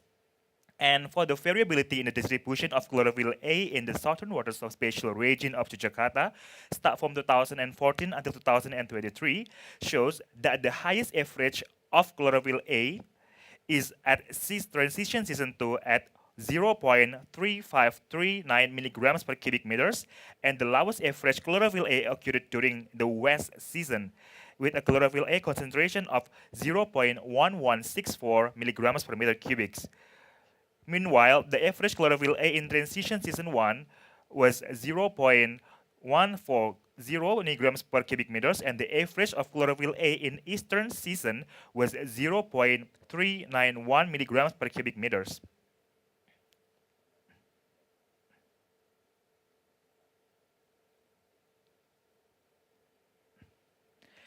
Based on the result on multiple regression linear tests, for productivity, the yellowfin tuna with sea surface temperature and chlorophyll A in west season and transition season 1, it shows that the equation has the same directions of relationship, which means when chlorophyll A and yellowfin tuna increase, sea surface temperature decreases, and vice versa. And based on the result of the regression test equation for the east season and transition season 2, the direction of relationship is the same. Namely, when sea surface temperature and chlorophyll A are high, fish production decreases, and vice versa. And for best, the result of multiple regression test for skipjack tuna, Orcas pelamis, on tuna species with sea surface temperature and chlorophyll A in west season, transition season 1, and east season, it shows that sea equation that has same direction of relationship, which means that when chlorophyll A and fisheries production increase, sea surface temperature decrease, and vice versa. And based on the result of the regression equation for transition season 2, the direction of relationship is that when sea surface temperature and chlorophyll A are high, fish production are decreases, and vice versa.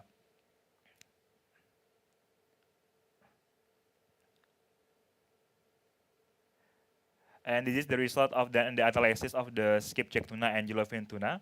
For one, the multiple regression test for skipjack tuna, there are the same directions for the transition season 1 and west season, and it shows the equation has when the productivity of tuna and chlorophyll A increase, sea surface temperature was decreased, and vice versa. And the second, based on the result of the regression equation for transition season 2 and the direction of relations in the wet season of chlorophyll A, if chlorophyll A and sea surface temperature are high, fish production decreases, and vice versa. And for the analysis of multiple regression yellowfin tuna, based on the result of multiple regression test for the productivity of yellowfin tuna with sea surface temperature in the west season and transition season 1, it shows that the equation has the same directions of the relationship. When chlorophyll A and yellowfin tuna productivity is increased, sea surface temperature will decrease, and vice versa. And for the best on the result on the regression equation for the east season and transition season 2, the direction of relationship is the same. Namely, when sea surface temperature and chlorophyll A are high, fish production decreases, and vice versa.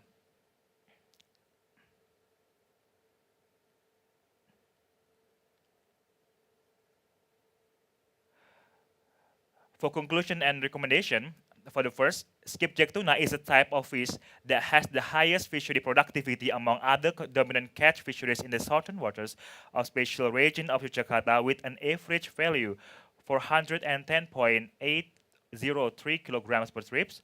And the high productivity rate of skipjack tuna is influenced by many factors, such as the abundance of chlorophyll A, sea surface temperature, and currents. Meanwhile, for yellowfin tuna, from data 2014 until 2023, the average productivity of yellowfin tuna fisheries is 192.974 kilograms per trip. And for the second, the reason why there is no correlation between the chlorophyll A variable and sea surface temperature on tuna productivity is because tuna is one of the fish species with a high migration patterns, which means high transboundary species. So it is very likely that the tuna caught in the southern waters of special region of Jakarta was because it was crossing the water south of Jakarta and then caught by fishermen who were looking for fish. And for the recommendation, it will be better if there was more information regarding catch, effort, and image data from other ocean in the same FMA, so that the air square value could increase or provide a significant influence simultaneously. And for the low R square value is also because tuna is a top level predator, so at a very hot large trophic level, and it's very far from the phytoplankton.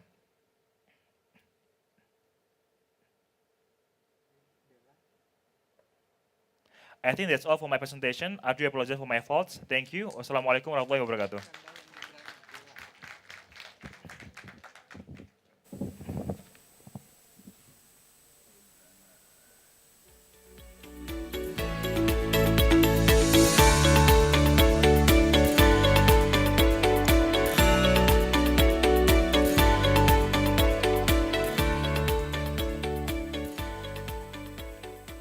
Our next speaker, Della, is a student from Politeknik Kelautan dan Perikanan Jembrana, born in Singaraja, Bali, 21 years ago. Della, one of our future generation leader, that is also has a passion in martial arts. Distinguished guests, ladies and gentlemen, Putu Delonik Regia Purwanasa.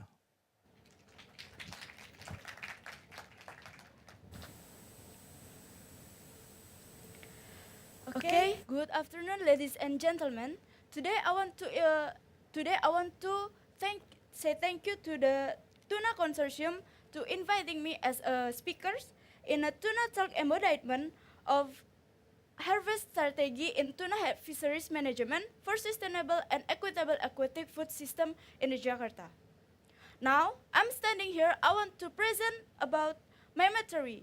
The material is climate change and human population on impacts on tuna researchers in Indonesia, a student perspective.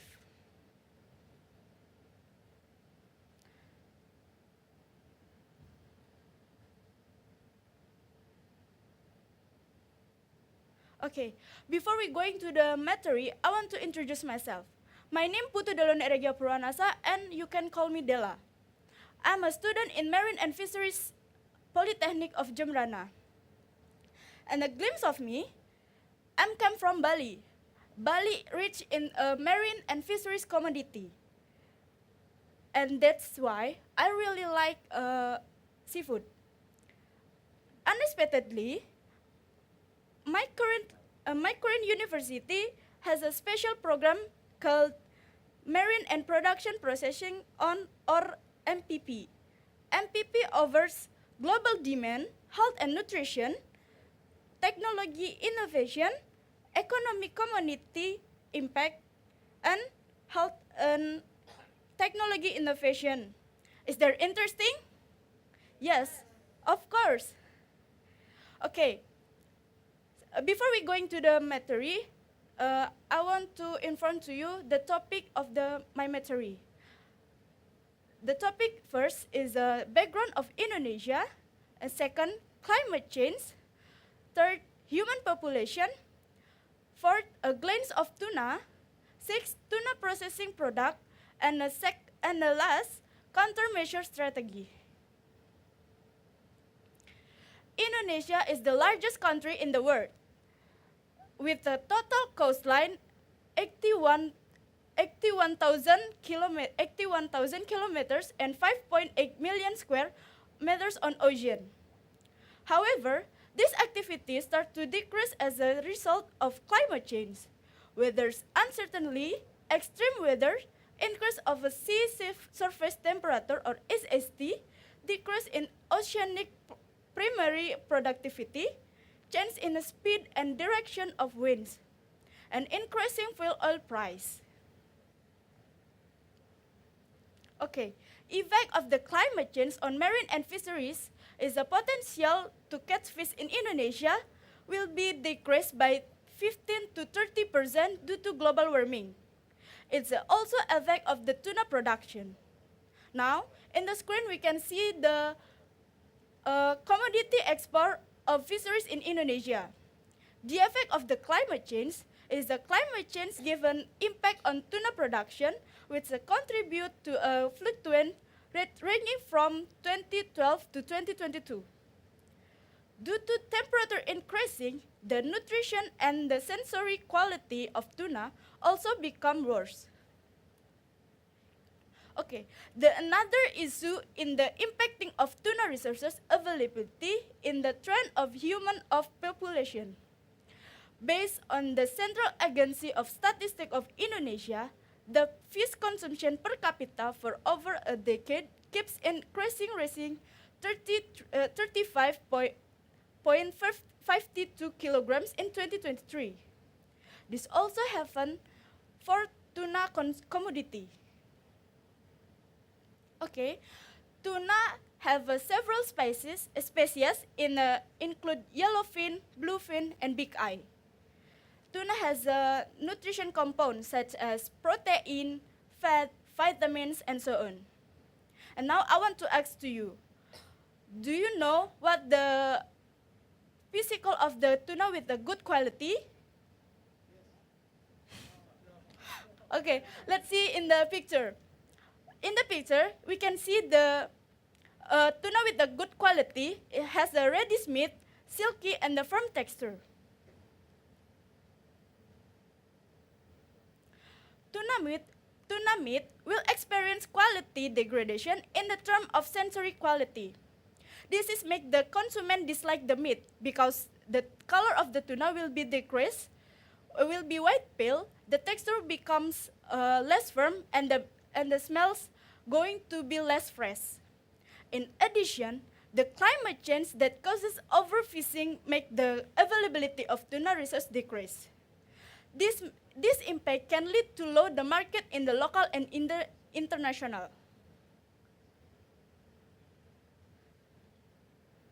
Okay, almost 80% of tuna converted to be several famous products such as a loin, steak, cube, and minced that are used as the raw material of a sashimi, canned fish, and exactly. These products are majorly exported to the USA, Japan, and Europe. Meanwhile, in the local market, tuna fish is used as the raw material to make a sate lilit and lawar. Do you know what the sate lilit is?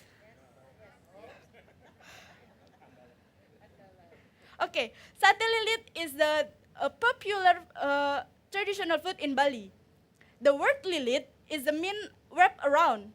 The meat usually wrapped around the skewers. In traditional, lemongrass stalk is used as the skewers instead of bamboo skewers.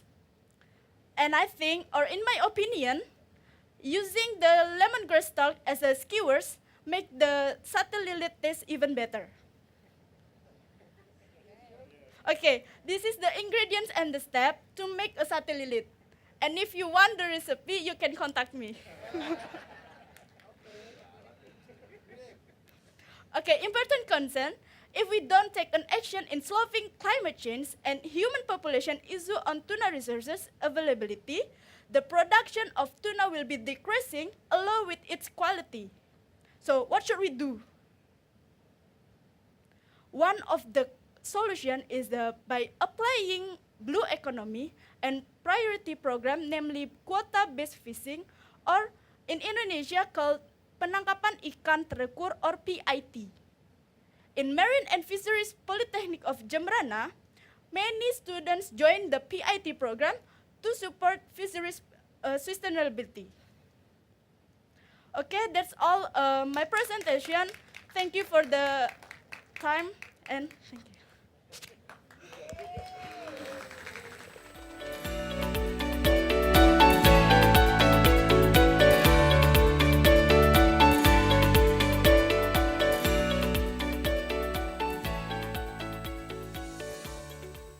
Interesting presentation, Della. Hermawan or Mawan is also a student from Polytechnic Kelautan dan Perikanan Jembrana, born 90 years ago in Laranama, Southeast Sulawesi.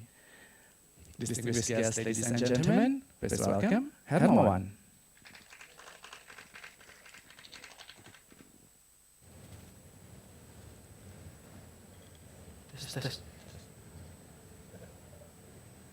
Assalamualaikum warahmatullahi wabarakatuh. Good afternoon, ladies and gentlemen. First of all, I would like to express my gratitude to the presence of Mighty Allah Subhanahu wa Ta'ala. So, I stand in front of you in healthy and happy. Before I start, allow me to introduce myself. My name is Hermawan. I'm from North Konawe, Southeast Sulawesi. And I study in Marine and Fisheries Polytechnic of Jembrana. My study program is the capture fisheries. Well, before I start, I wanna tell you about who I am.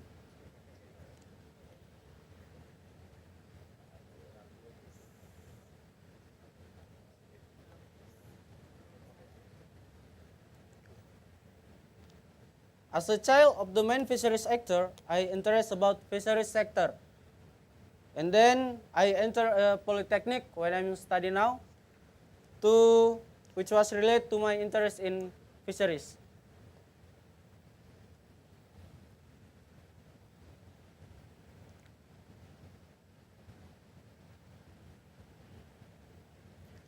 Kendari is one of the fishing bases in eastern Indonesia, which directly faces the Banda Sea with production volume of 773 tons in my place at Sulawesi. In my place in Sulawesi, we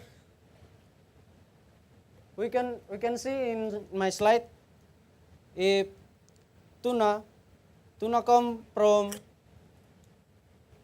West Sumatra and then come to South Java and border to Indonesia and Australia and then up to Cendrawasih Bay in north of Papua. Tuna is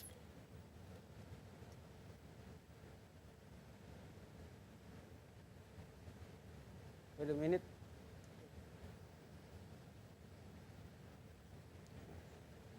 Tuna is very popular in the world. Indonesia is a tuna exporter for country in Asia, America, and Europe. Tuna fisheries have huge business opportunity. In Indonesia, tuna prices start from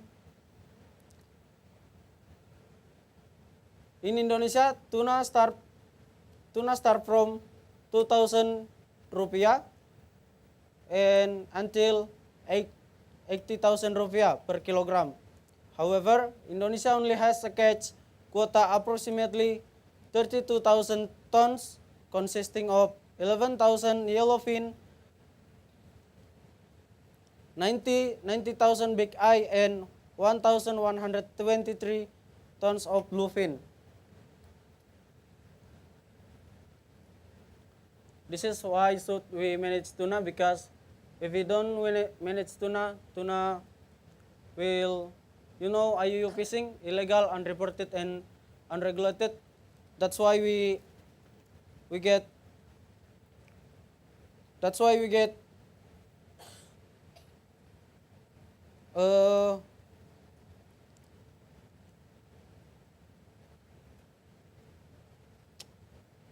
forget it. From several journals that I read, this is caused by catch data collection, which still not detailed enough, because there are still many small fishermen who do not report the result of the tuna they catch. That's unreported.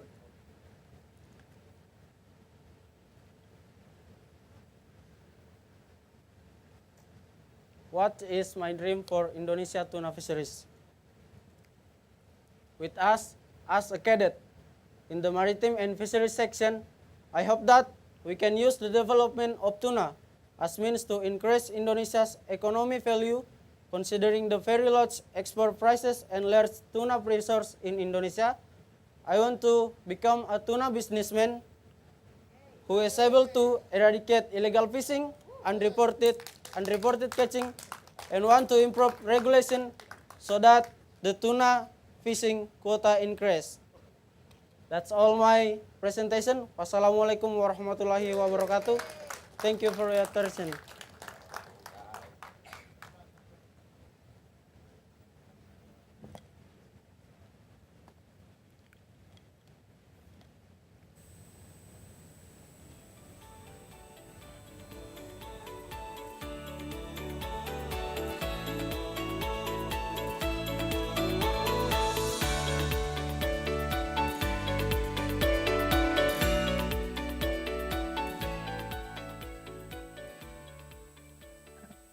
A very inspiring presentation.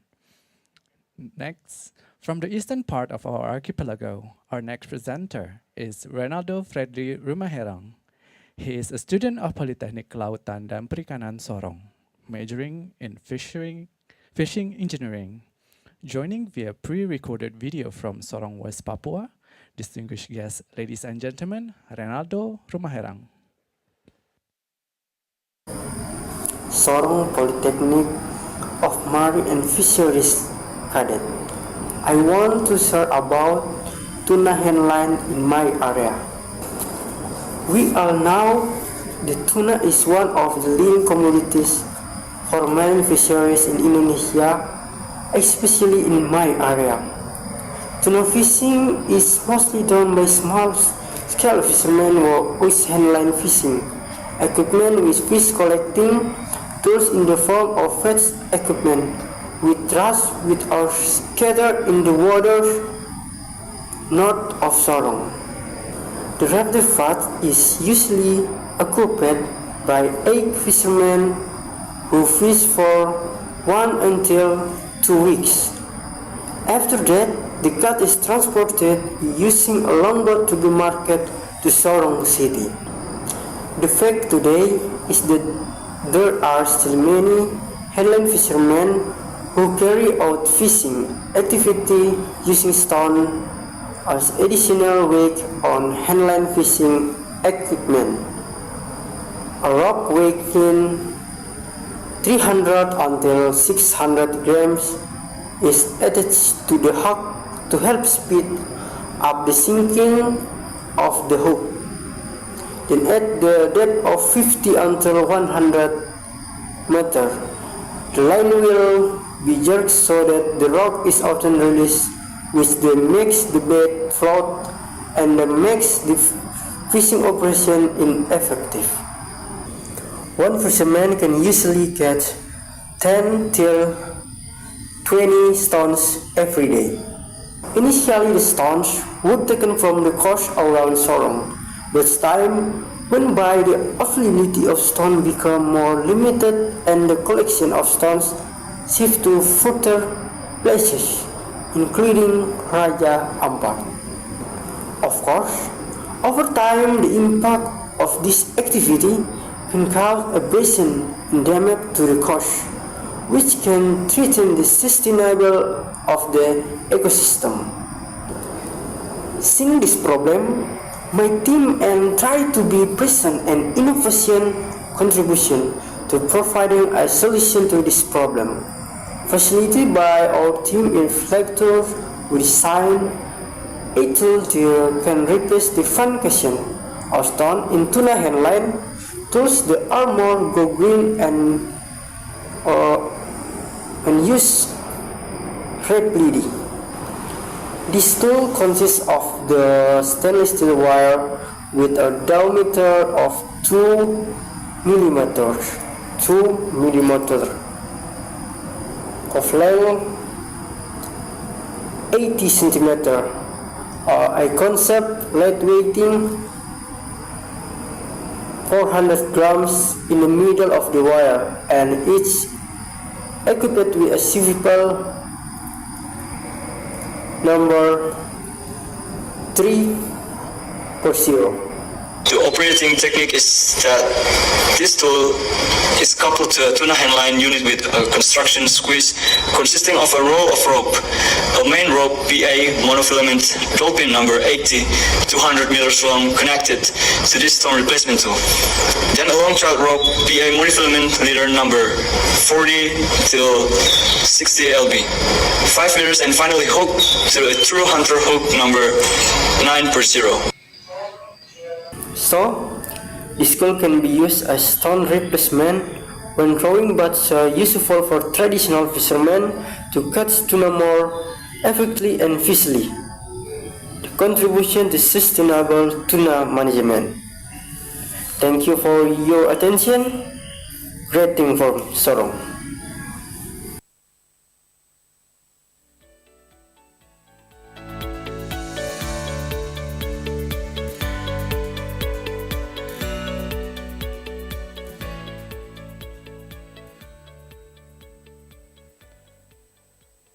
As we're coming to the very end of Tuna Talks 2024, please welcome Dr. Tony Ruhimat to come up to the stage to address his closing remarks.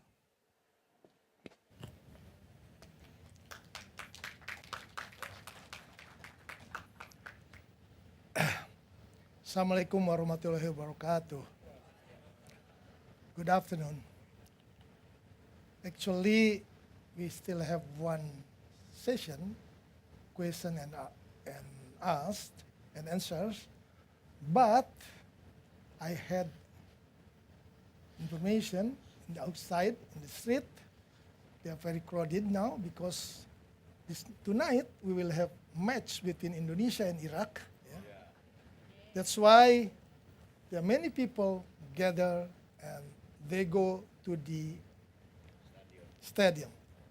So I think we have to hurry to go home, otherwise we will in the traffic jam. Distinguished guests, esteemed speakers, ladies and gentlemen, after almost 6 hours, we come into the end of our Tuna Talks today. It started from opening remark by Chairman of Agency for Extension and Human Resources Development, keynote speech by Executive Secretary of DG of Capture Fisheries, followed by 13 speakers. All speakers presented their interested topic, which are very, very useful for fisheries management in general, and in particular for tuna management. There is a need to strengthen the science policy interface in support to tuna harvest strategy implementation so that policy reform can lead to increased integration of sustainable resource management with social and economic development. To sustain tuna fishing future, it is necessary to improve capacities of government and also stakeholders to develop and strengthen regulatory and policy frameworks for the success implementation of tuna harvest strategy. Evidence has shown that result of scientific research may not always be in a format that is accessible or directly applicable to the needs of decision makers or resource managers to the time due to timing, methods, and uncertainty issues. And this is very interesting. Collected and improved data is a must, which is never-ending business as long as fisheries present. So meaning that we all be always touching with the data ever and forever since the fisheries in place. In a brief conclusion from today's Tuna Talk, there are 3 points.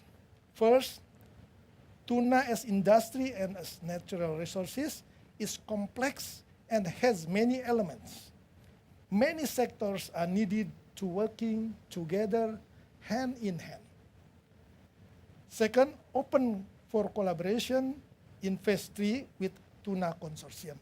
As mentioned by the consultant of resonance, Mr. Timur, and also by the strategic lead, Ms. Tima Komaling. And 3, invest to young people, the next generation of tuna stewardship. As a lecturer, I'm very proud of those 4 speakers, Baskoro, Putu, Hermawan, and Renaldo, and also the audience from Jakarta, Technical University of Fisheries. You are our future of tuna management. Please, make your dreams come true. We are already getting old, and you are young generation, and you will be our successor. I'm very proud. Thank you, the director of Bali Marine and Fisheries Polytechnic, and also to Professor Nyoman. He is the leader for today's Jakarta University who coming here. And sorry. Finally, I always mention in my lecture, managing fisheries is actually managing people. Because fish, I'm Sundanese, cannot spell F. F. Because fish without people, disturbance, will be fine and sustained. I believe it. Let me reiterate what the chairman of BPSDMKP, or Agency for Extension and Human Resource Development, this morning in his remark. Let us reaffirm our commitment to investing in human capital as a fundamental pillar of sustainable tuna management. Let us recognize the invaluable contribution of our fishermen and women to the prosperity and well-being of our nations. And let us work together, hand in hand, to build future where our ocean team will live. Our communities thrive and our sovereignty is safeguarded for generation to come. Lastly, on behalf of Tuna Consortium and its member, MDPI, EII, YECAN, Fairtrade, and Marine Change, we are very grateful to the chair of Agency for Extension and Human Resources Development, Executive Secretary of DGCF, esteemed speakers and all participants, offline and online, and also on YouTube. Your presence and contribution to this Tuna Talks too, from the bottom of our heart, are very appreciated. By saying Alhamdulillah, Tuna Talks 2024 is officially closed. Thank you. Assalamualaikum warahmatullahi wabarakatuh.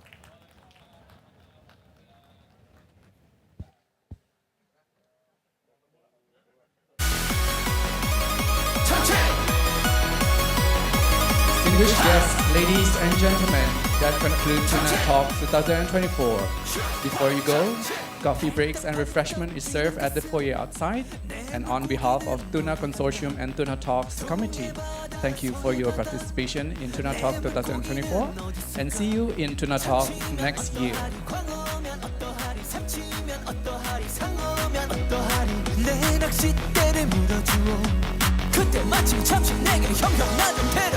Maybe before we go, we can take another group photos.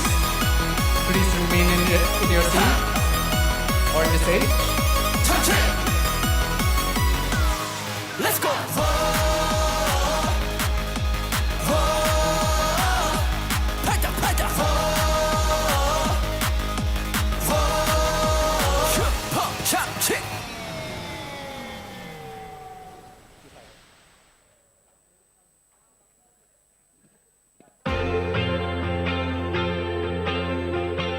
Ladies and gentlemen, please come up to the stage for the last group photos together.